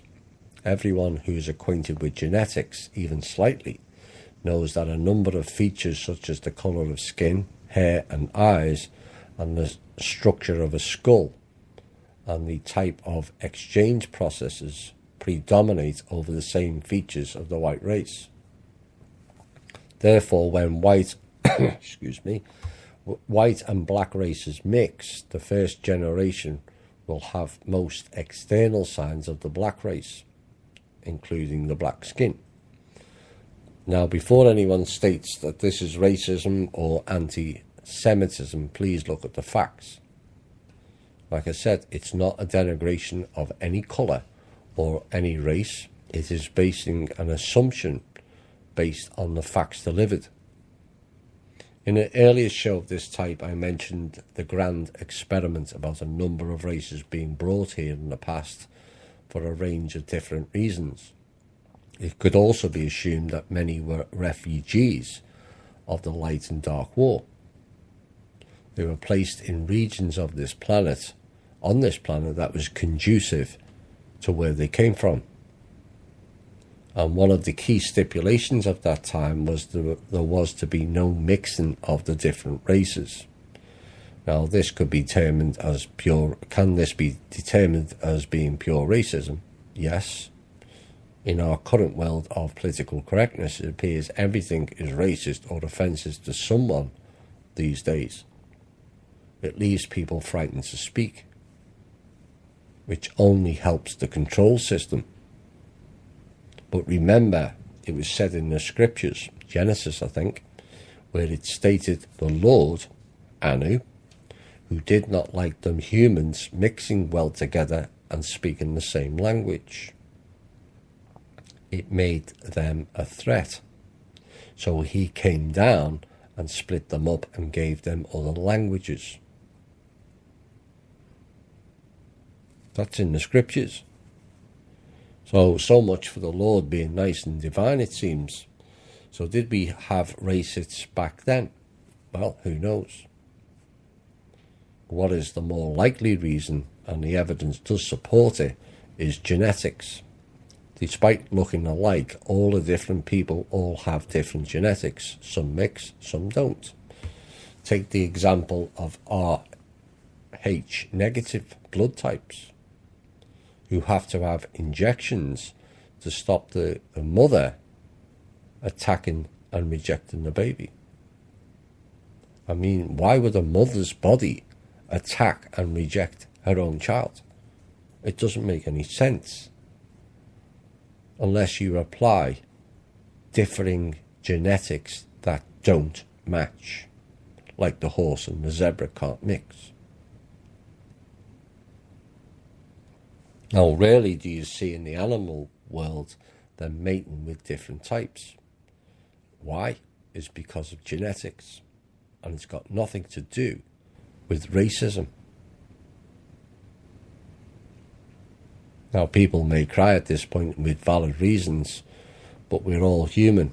Yes, in essence, but very different humanoids would be my response, with completely different genetics. So it's not possible the Bible is correct that we all came from Adam and Eve. Otherwise, we'd all have the same blood group and everything. We'd all be the same colour. You know, if that was the case, according to the book, we would all look like Israelites, but we don't. Of course, the other example, if we all came from Adam and Eve, it would mean that all of us were a product of incest. We only start with 2 people. That means we're all a product of incest. Does that make sense? Now, you only have to look at the royals or the bloodline families to see how incest has worked out for them. Most of them are complete half-wits. Ugly manifestations. Look at the Rothschilds and Soros. Rockefeller. They all look the same. You got that same look. The UK royals kept incest offspring who didn't turn out too well, either mentally or physically, were placed in the Tower.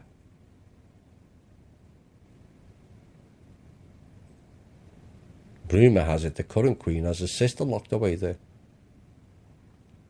Many years.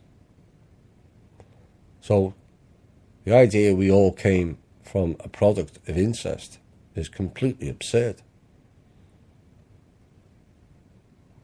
So back to genetics and the Israelites. The black race were either endowed with or given, which is unsure at this point, black magic, more commonly known as voodoo. I don't know whether it's particular to their group of people or it was introduced. That I'm unsure at this point. But voodoo is powerful and dangerous dark magic, and is and was used for occult and cult practices, like in India with worship of the Kali Ma. In ancient times, they were given the knowledge of mixing with white race people. I wonder who gave them that knowledge, which would enhance, well, it's not would, which does enhance the voodoo even stronger by mixing the races. Now, with the addition of the white magic, this was then used against the light forces and the great white race. Now, I don't say that to be racially superior, but that white race was the most advanced evolutionary spiritual race ever on this planet. It's a fact. And so the mixing was used by the dark forces via the black people to weaken the light forces. Does that make the black people at fault? No.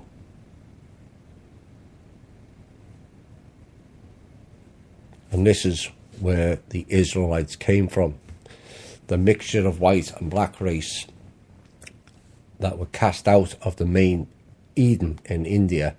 They then migrated for 200 years towards Egypt and settled in various places along the way, which would be southern Russia as we now know it, hence the term Khazarians and Ashkenazis, and on to the more familiar terms we have now. It mentioned earlier how these people were rejected in many countries due to their poor behavioural traits, and that was before AD. But since AD, these people have been thrown out of 107 countries. This particular group of people being used as dark magicians has been an ongoing program and problem in society for thousands of years.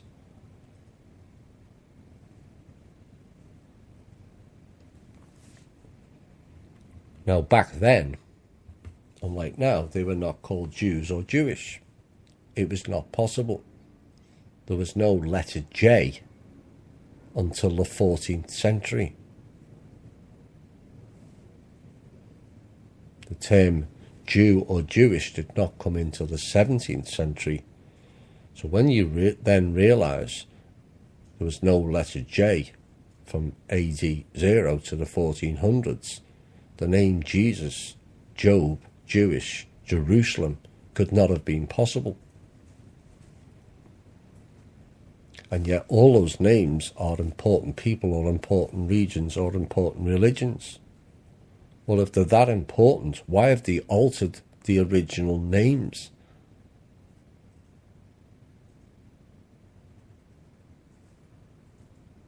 I will have more on that later in the show.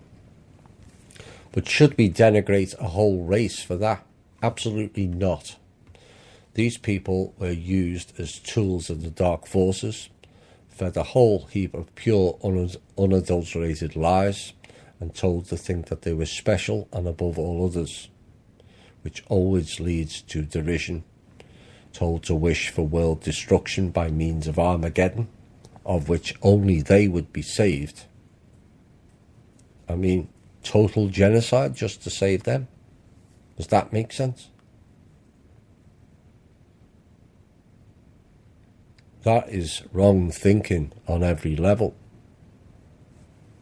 Personally, I think the general Jewish people have suffered enough.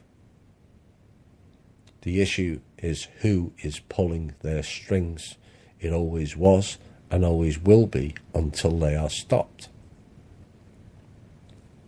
They are being used as pawns on a massive scale by people and beings with a hidden dark agenda.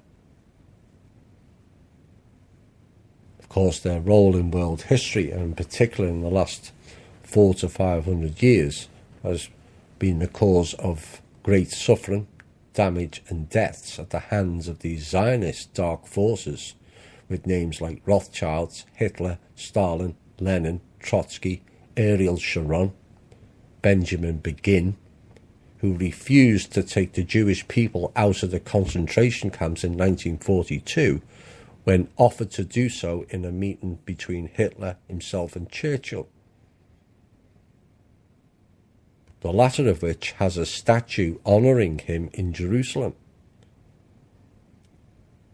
Warburgs, Bauer, Weishaupt, Netanyahu, all rolls off the tongue as deliverers in evil, torture and death. All of them are ethnic Jews. You can't keep ignoring it because it's anti-Semitic or it's not politically correct. These people are pioneers of death and destruction. Oh, you can't criticize the Israeli people. Yes, you can. These people are not interested at the top end that are running the poor Jewish people into the ground, running the risk of people firing rockets at them because of these clowns sitting in high towers saying, oh, let's just get rid of this country, let's just wipe 70 million Russians out because we don't like their history and we want to write our own. No. These were the same people who took part in or set about creating a new country along with the Balfour Group. Not returning to the state of Israel, but creating it to fit a narrative, with its main centre a part of one of the biggest lies perpetrated in our lifetime. Israel is a worship of the dark gods, Isis, Ra, El, which, like Al, both El and Al mean God. The gods of Isis and Ra. In the last 100 years, these Zionists have destroyed Russia and its history, destroyed the Middle East and parts of Arabia, infiltrated the top levels of Britain with their dual citizens and lobby groups that have totally hijacked not only our political system but our justice system. They've trained our police force in brutality, but also hijacked our whole financial system via the Federal Reserve. And then via the Rothschilds family, who are the closest in DNA to the Draco of any of the bloodline families here, took over virtually every country's bank.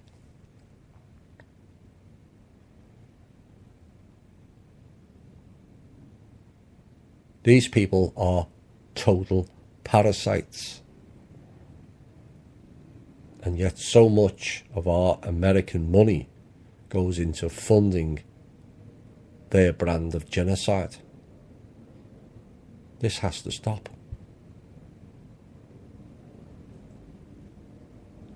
So perhaps now it's easier to grasp why these people that got the person known as Jesus killed. It was another version of the light and dark war. Now, this will probably be the end of the first part. I hope you've enjoyed this. There'll be probably another 3-hour show tomorrow. And I hope it makes you think. I hope it makes you research.